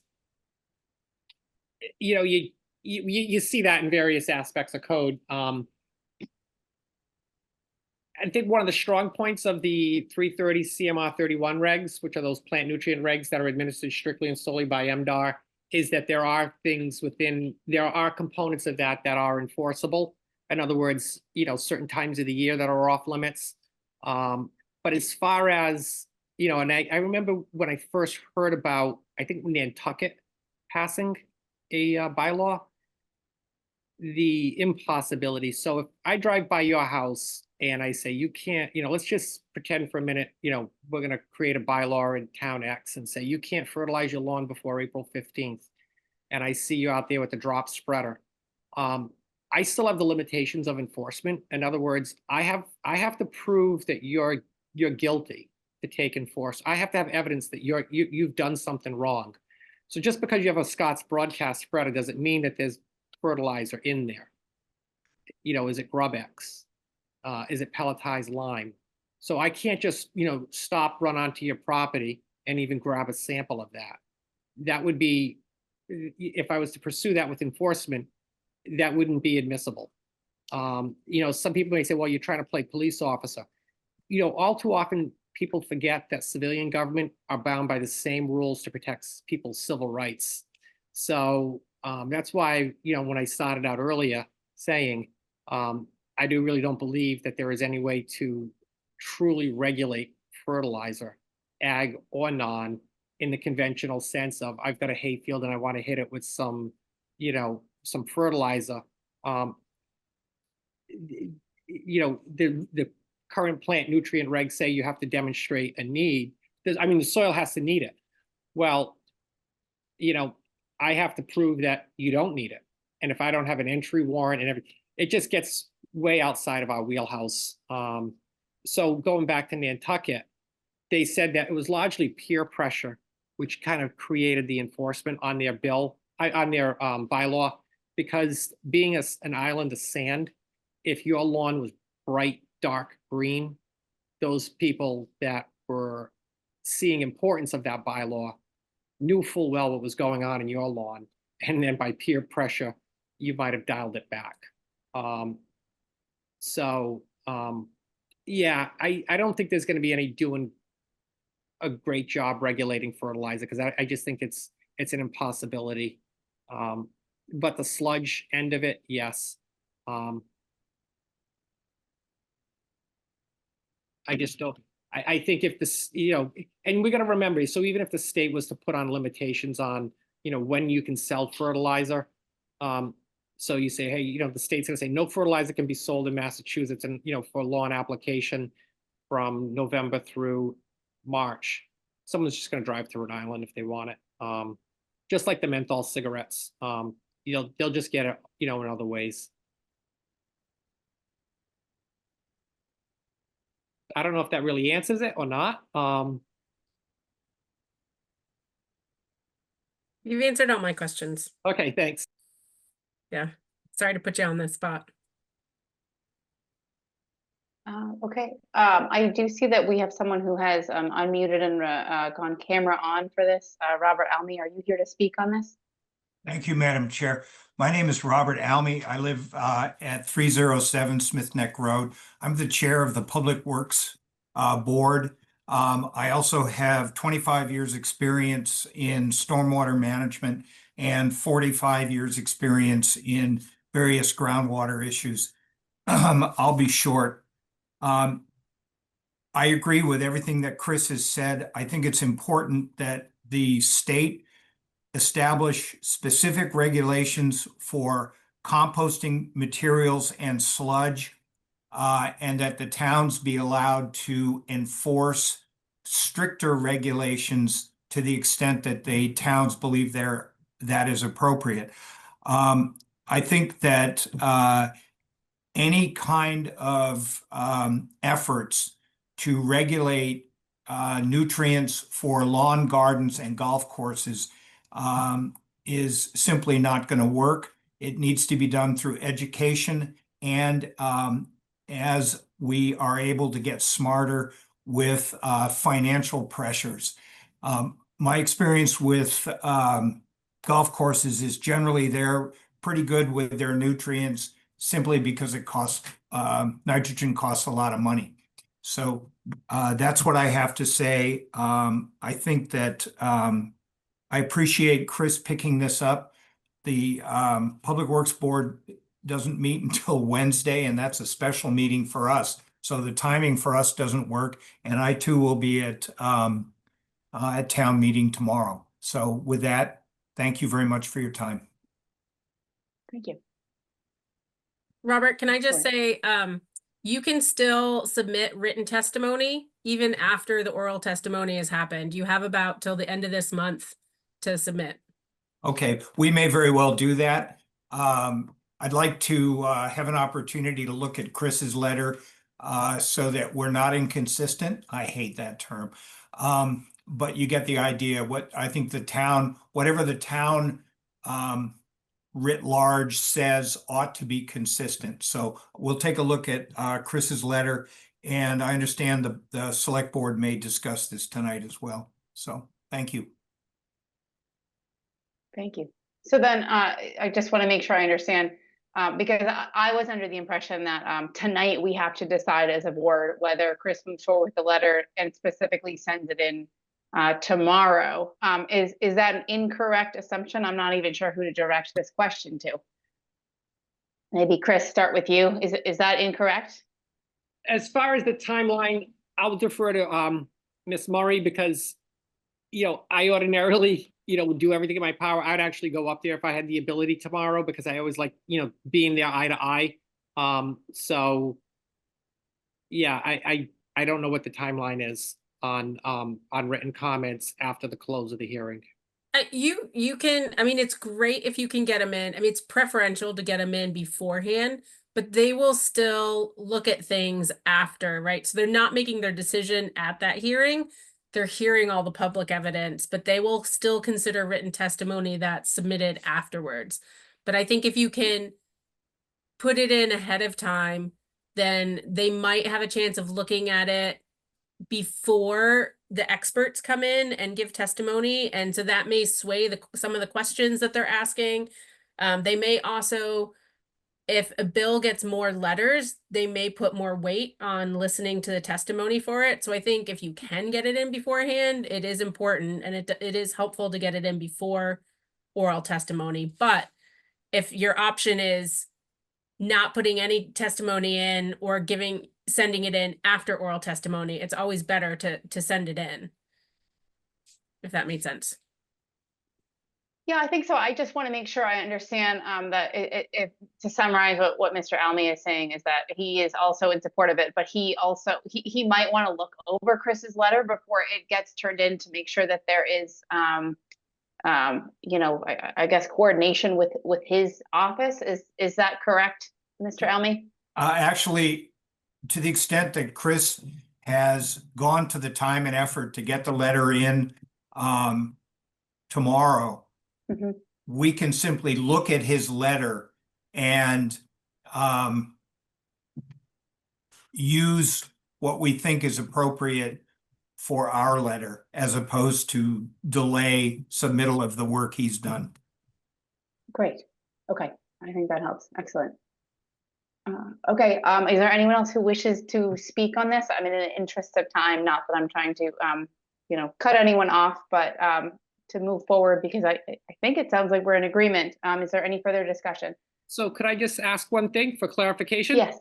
Yep. So if the board is so moved to submit the comment letter, would you want, you know, I'm trying to keep it kind of consolidated because I think a lot of these issues, you know, for these members on the joint committee, there's awareness, and especially having kind of dove into these issues a lot more in depth on the S532, to amend this letter to maybe make a nudge of a mention on the PFAS issue with the sludge. It may be to tweak the language, as Ms. Murray had mentioned, to, you know, ask for the committee to report the bill out of committee, but with modification. Be a bit more direct than the current language in the draft that you have. I'm sorry, Chris. I just want to make sure I understand. So given what Susan Murray has brought up tonight, you're asking us that if and when we make a motion as a board, that we have you include the concerns that Susan Murray brought up tonight. Is that a good summary? Yes. Okay. Yeah, I think you have amazing input, and I have no issue at all with directing that as an addition. Is there any further discussion? Okay, so I guess finding that the Board of Health members, you know, are concerned and you know, were informed by the health director, I move to have our health agents move forward with the letter to the legislature and to include the additional concerns brought up by Susan Murray. Can I get a second? Second. I said, Okay. And then, okay, thank you. All right, now we'll vote. All those in favor? Aye. Aye. aye. All those opposed? Any abstentions? Excellent, the motion passes. All right, thank you. Let me jump back to the agenda. We're going through. Okay, section 2, new business, item D, which is the meeting with the state delegation. Chris, I think this is for you. Sure, thank you. So we got an email, all the departments, from the interim town administrator, Mr. Carrero, advising that the select board will be meeting with the state delegation. By that is Representative Christopher Markey and Senator Mark Montigny. And they asked each department to submit 2 concerns that they would like the select board to carry to our local legislative delegation. With animal control, I've already put it, we have a role with animal control given animal health. It's kind of a split department because the public safety side of animal control does fall under select board, but the supervision of this hybrid department has been assigned to this office. So when I asked Sandy about it, she said, you know, 2 things, you know, money to address feral cat colonies and software that would allow the animal control offices to operate more efficiently. We know that right now, the feral cat colony resources that the state provides is drying up. We got an email from MDR about that last week. If you know if that's okay with the board, what Sandy has requested. As far as the Board of Health, I've kind of left that, completely wide open. We deal with so many things, and we enjoy a very close relationship with our delegation.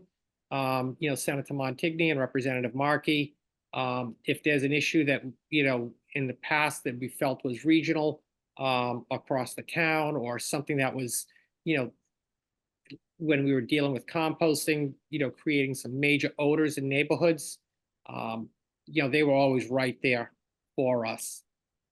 So, as far as like a wish list, if there was anything that, you asked me, like, what would it be? I'm not sure what I would offer on that, because I think what I would say is maybe some support with Sandy on the rabies side. And what I'll say on that is that a number of years ago, the Cape Cod Canal was baited to try to stop or slow the transmission of rabies, as it was exploding in the raccoon population. If feral cat colonies are going to continue to explode because of, a lot of the older people that were doing this as a passion are, they just can't do this anymore.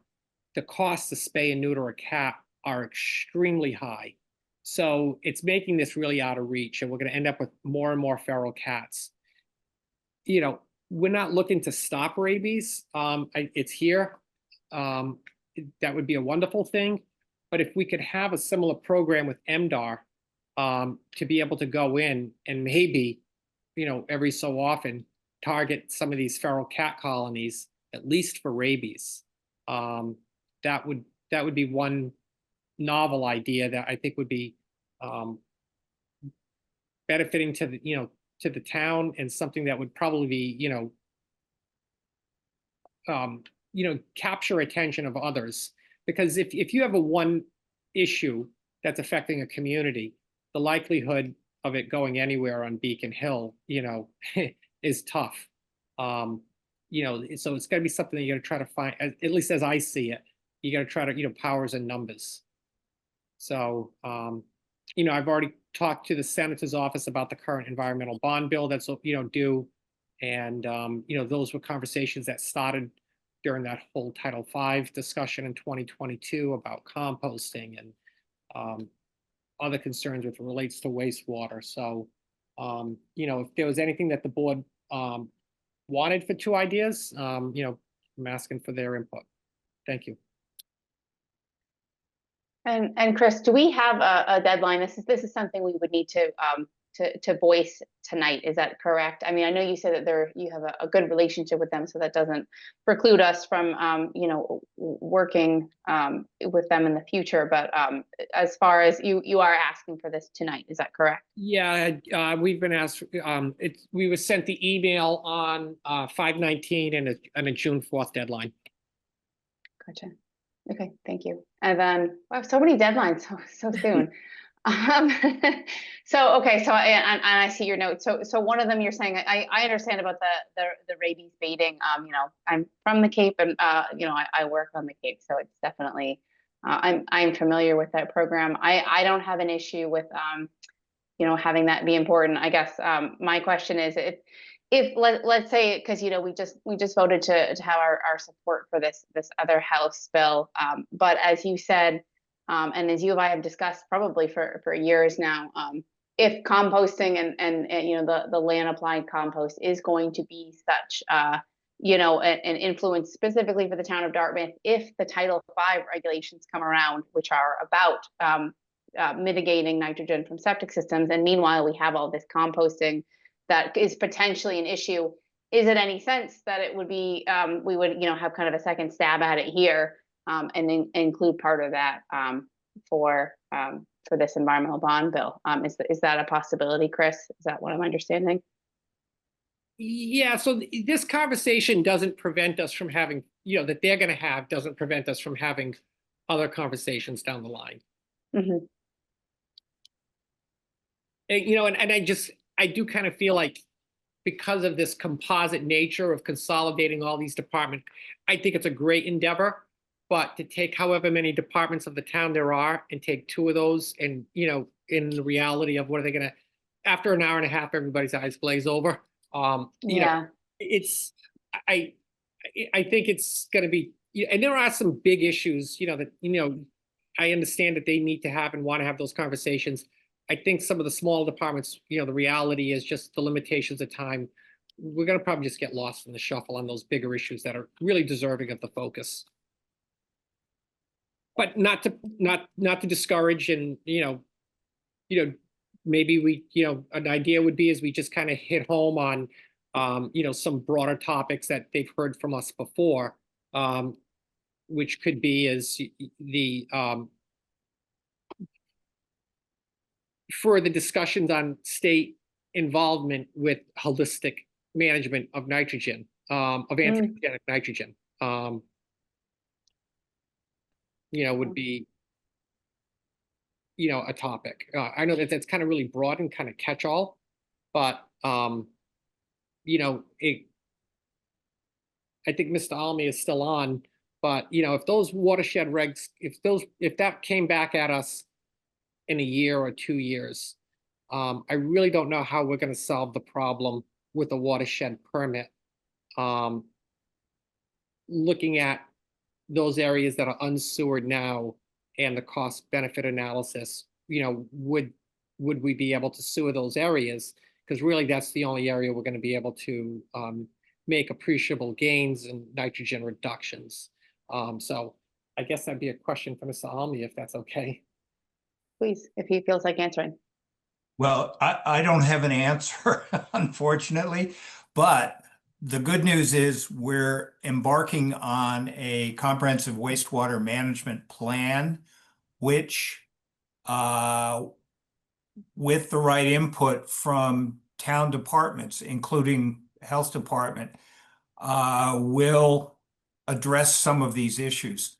And we've already had one meeting with to discuss the scope of this plan before it goes out for bids from the consultants. But I expect that there'll be a group of town department representatives who will be looking at interim work projects, products, and help us keep this thing on track. And as we get a better understanding from the consultants and conversations with the various interests in the town, fine tune the scope. We can address these issues. There are a host of issues, including whether and how to involve some of the small coastal communities like Salters Point and Round Hill and Nonquit, because they are all on septic systems. And so there needs to be some kind of a discussion if we're going to look ahead 30 or 40 years, what happens to those areas if the state suddenly tightens up nitrogen regulations? And have we built a wastewater treatment facilities that's capable of serving everyone's needs who might suddenly want service? So anyway, that's a long answer to say I don't know. Yeah. So, but you're in the process of drafting a CWMP right now? We are in the process of scoping it so we can go out to bid. We've got it in our budget, and we have a wastewater treatment facility that's 37 years old and is at its limits and will need to be either substantially upgraded or replaced. And in order to do that responsibly, we need the comprehensive plan. And in order to take advantage of state and federal funding, which may or may not be available, we will also need that plan. Okay, good to know. Thank you. Chris, maybe I missed, sorry if I'm speaking out of turn. Go ahead. But maybe I missed this. Is this budgetary asks or advocacy asks or just a mix? I'm gonna read to you the exact email, because to me, it was just broad. Okay. On budgetary and departmental issues. And I think everything, you know, in the long and the short of it, everything always comes down to the money. So even like these Yeah. Title V regulations that were proposed, that was gonna come down to budgetary issues, in my opinion. Because if we went for the watershed permit, you've got the administration and the, of that permit, all the expenses, and then the to-dos of the, you know, what you say you're gonna do to, remove that nitrogen. And where does that money come from? If we don't do the watershed permit and we went down the Title V, and sorry to be so specific on this one item, then, you know, we're looking at the enforcement on the 5-year. To go to the rabies, you know, to me, it's an operation that ties to the budget. You know, it's an expense. So, you know, to me, everything that we would think of would always come back to something budgetarily. Yeah.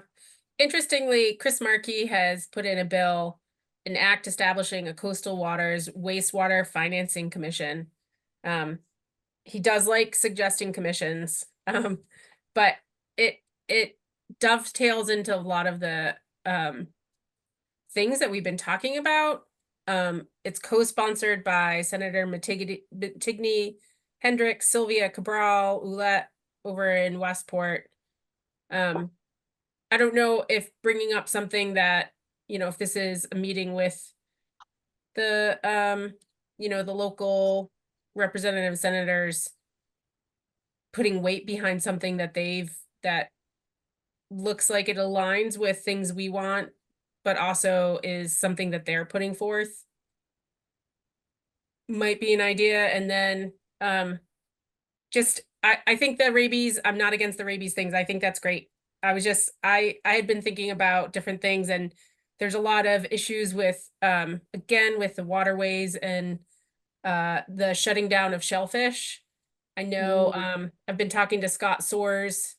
He was shut down 210 days last year, and he's already been shut down at least 75 days this year, not able to harvest his shellfish in Paidnarum Harbor, because of the combined sewer overflows.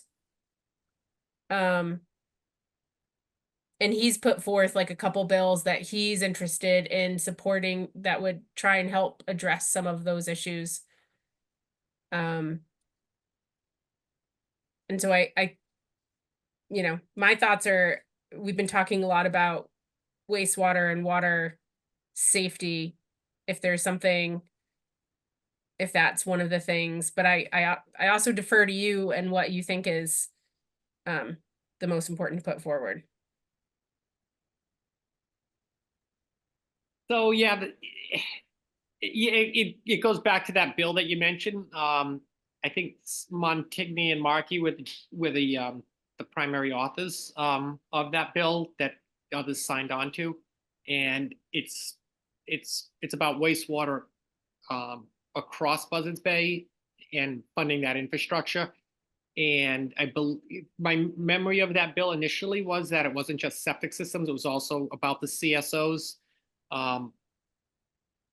That's going to take an enormous amount of money. Right. It goes back to something that someone said to me that I found very interesting. And it was about the, essentially that just before the big dig, you know, the Deer Island project in Boston, that got massive amounts of federal and state funding, and made it affordable for Boston to undertake the upgrading of its antiquated sewer system. They still have CSOs, but not like our older cities, our older mill towns. You know, and yeah, I've heard about that as well, about the aquaculturists that are getting hit hard by those CS. Now that there's more transparency on the CSOs. Yeah. Yeah, that's, you know, the CSOs, that's another, you know, big issue for us.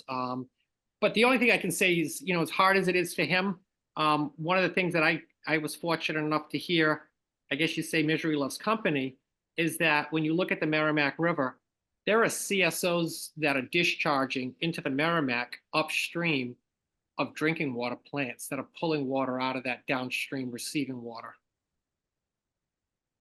It just, I would not have thought that something like that would exist in this part of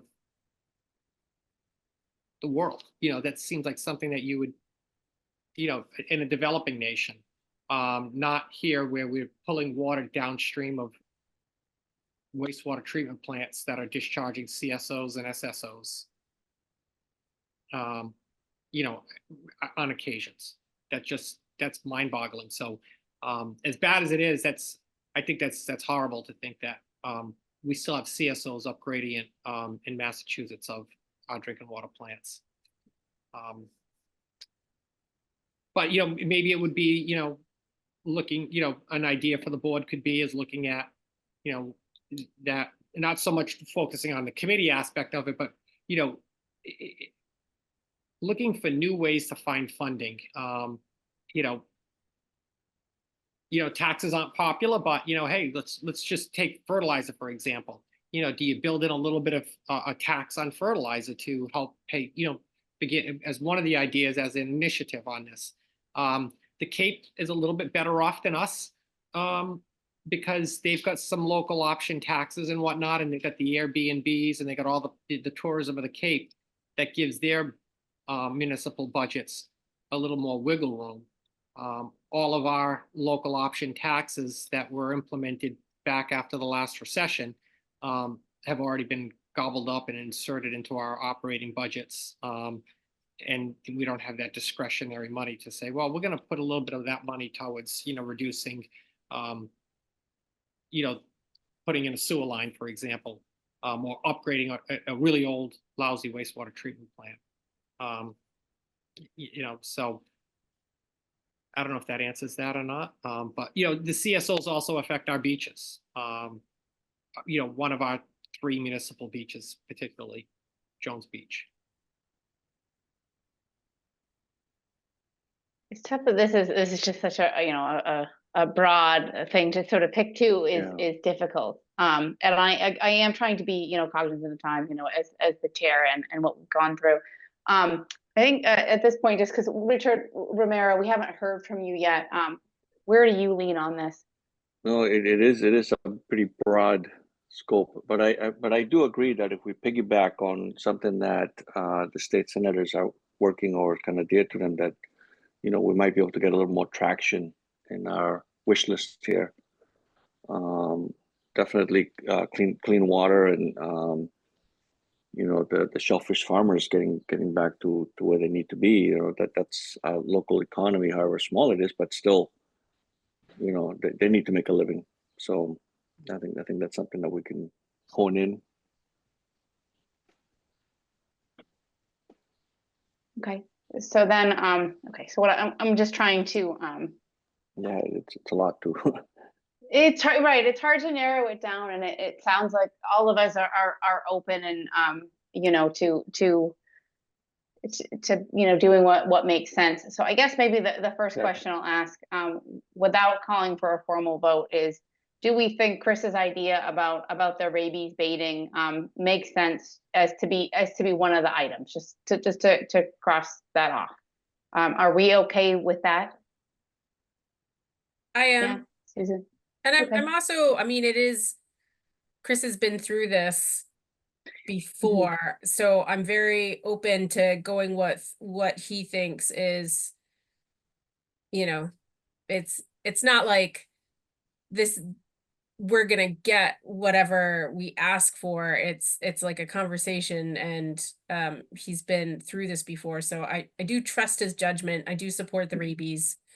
But at the end of the day, I don't need a particular thing. Like, I'm happy to have conversations about things that are popping up in the agricultural world. The oysters were top of my list because it is putting them out of business, and it has to do with water quality, and it hits a couple things. Deer.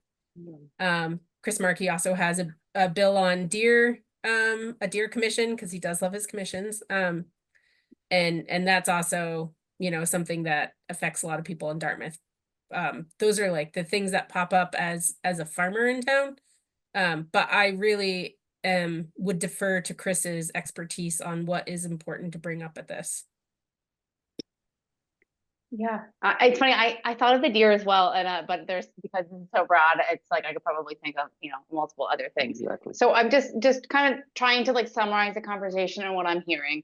Maybe makes sense for so one item is the rabies baiting, and Richard, I'm sorry I didn't hear from you, but it looked I think you were nodding that you're okay with one of those being one of the issues, and then Yes. maybe our second issue is something kind of broad with the wastewater, maybe involving the CSOs because it ties into the shellfish that you brought up, but also, I mean, wastewater is, where I come from, so that's always going to be top of my list. So, I mean, Chris, is that enough direction for you to go forward with that? Yeah, so I can take it, it sounds like, deer has been thrown in at the last minute, and, can I think of things that are public health, public safety about it that could be within our wheelhouse? Absolutely. We're seeing our deer disposal costs. We have to dispose of dead deer in the public layout. Just balloon. We spend about, I don't know, between $9,000 and $11,000 a year, getting rid of dead deer. And one of the things I keep talking to the finance committee about is when the landfill closes, and whether it's 5 or 12 years, be prepared for that number to probably go up times 5 or 6. Because we can't put them into the solid waste stream that goes out of state because of the management of chronic wasting disease. There are no states that allow for the importation of whole deer carcasses. So we'd be forced to have them incinerated. And just the cost for incineration right now is about $300 per animal, and it has to be run up to Middleborough. So that's going to just destroy Dartmouth financially within a small budget. Additionally, we look at the deer being hit on our roads, which, we had one jump through a school bus. Deer do get the blame for Lyme disease, but without the mouse, so, we could take deer as a single topic item and go in all sorts of directions. So, these are all good talking points. So, I'm all ears. But we have to pick 2, right? I mean, we have to. It's correct. So deer that deer is 3 about what we talked about just tonight, correct? Yep. Yes. Okay. But can we give Chris the latitude to pick which 2? Can we give him 3 things and say Chris gets the final within the context of, what he thinks would be best? Chris, do you want to answer that, or is that possible? Sure. So I guess in thinking about that, if I can find enough ways to kind of, consolidate the broadness of the deer issue, and then rabies, do we save our topics on wastewater for the environmental bond bill? And we know that committee has already been formed. I mean, the bill for that committee has already been submitted, and it's just waiting its time to work through the House and the joint committee.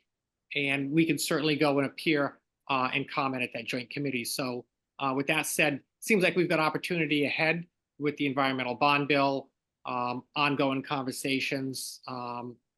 So do we open up the new front on the rabies with the cat colonies and the deer? Yeah, I think if I understand what you just said, since wastewater is at the forefront and has other facets to go forward, maybe that does make sense strategy wise. We go with the rabies and the deer. Does that sound good? I think that sounds like a good strategy to me. And and in the letter, if they allow us to do a letter that they use, and how the select board reads it, we don't know. But we could just kind of use that introduction, like we already have a lot of ongoing things with such as, and then these are our 2 points. That haven't been addressed before, that we see as, budgetary items and department interests. Yeah. That haven't been. Chris, are you going to need a formal vote, or is this conversation going to be enough for you? I believe the conversation is adequate. Excellent. Does anyone feel that we need further discussion on this, or I think again we could probably talk for hours about things that are important to public health. So probably narrowing it down. If everyone is there anyone opposed to the 2 topics, the rabies and the deer, at this time? No. No. Great, okay. And since we don't need a formal vote, let's move forward and see what else is on our agenda then. Although Chris, Okay, sometime that- we'll talk about cottage food laws. Not now. Okay, so section 2, new business, item E, which is the minutes of May 7th, 2025. I didn't have any issue with the minutes, so I'm gonna say, I guess I'll open up for discussion. Did anyone have a question or comment on the minutes? Anyone can speak. I do not. No, Susan Murray. My name was misspelled at the beginning, but it's just an extra N. Silly, but that's it. Okay. Okay, so then, you know, finding that the members have read the minutes, I move to approve the minutes for the Board of Health, May 7th, 2025, with the condition that the Susan Murray's name be spelled correctly. Can I get a second? I second. All right, all those in favor? Aye. Aye. Any opposed? Any abstain? Motion passes. Okay. And then section 3, old business, which is the continued proposed well regulations. I know, Chris, you had a note in here, and I'll be honest, I'm very heavily leaning towards tabling this just for time, since I don't think we have a you know, too much of a deadline, but I'm only one member. So how do the others feel? Richard Romero, or well, Chris, do you want to speak on this first real quick? I saw you unmute. No, I was just gonna say, if, you know, it's been a long meeting, so, if, you know, tabling it is, is an option, you know, these are really important regulations, but, you know, I wouldn't want to see the board rush through them, after this long discussion. Yeah, thank you. I know I do have a hard stop at 7. So I want to make sure there's enough time. But I want to open up to my other members. Richard Romero, how do you feel if we were to table this tonight? I agree to table it just so we get enough time to deliberate it and discuss it and properly give it its proper attention. Okay, thanks. And Susan Murray? I agree. Excellent. All right. So then, you know, finding the members wish for more time, I move to table the continued proposed well regulations. I second the motion. All right. All those in favor? Aye. Aye. All those opposed? Any abstentions? All right, the motion passes. All right, section 4, any item not known 48 hours in advance. Chris, do you have anything for this? I do not. Excellent. All right, so then at 6:45 on Monday, June 2nd, 2025, I move to adjourn the meeting of the Dartmouth Board of Health. Can I get a second? I second the motion. All right, all those in favor? Aye. Aye. Aye. All those opposed? Abstain? All right, the motion passes. Thank you so much, everyone. We'll see you in a couple Thank weeks. you. All right. Thanks, Have a Chris. good night, everyone.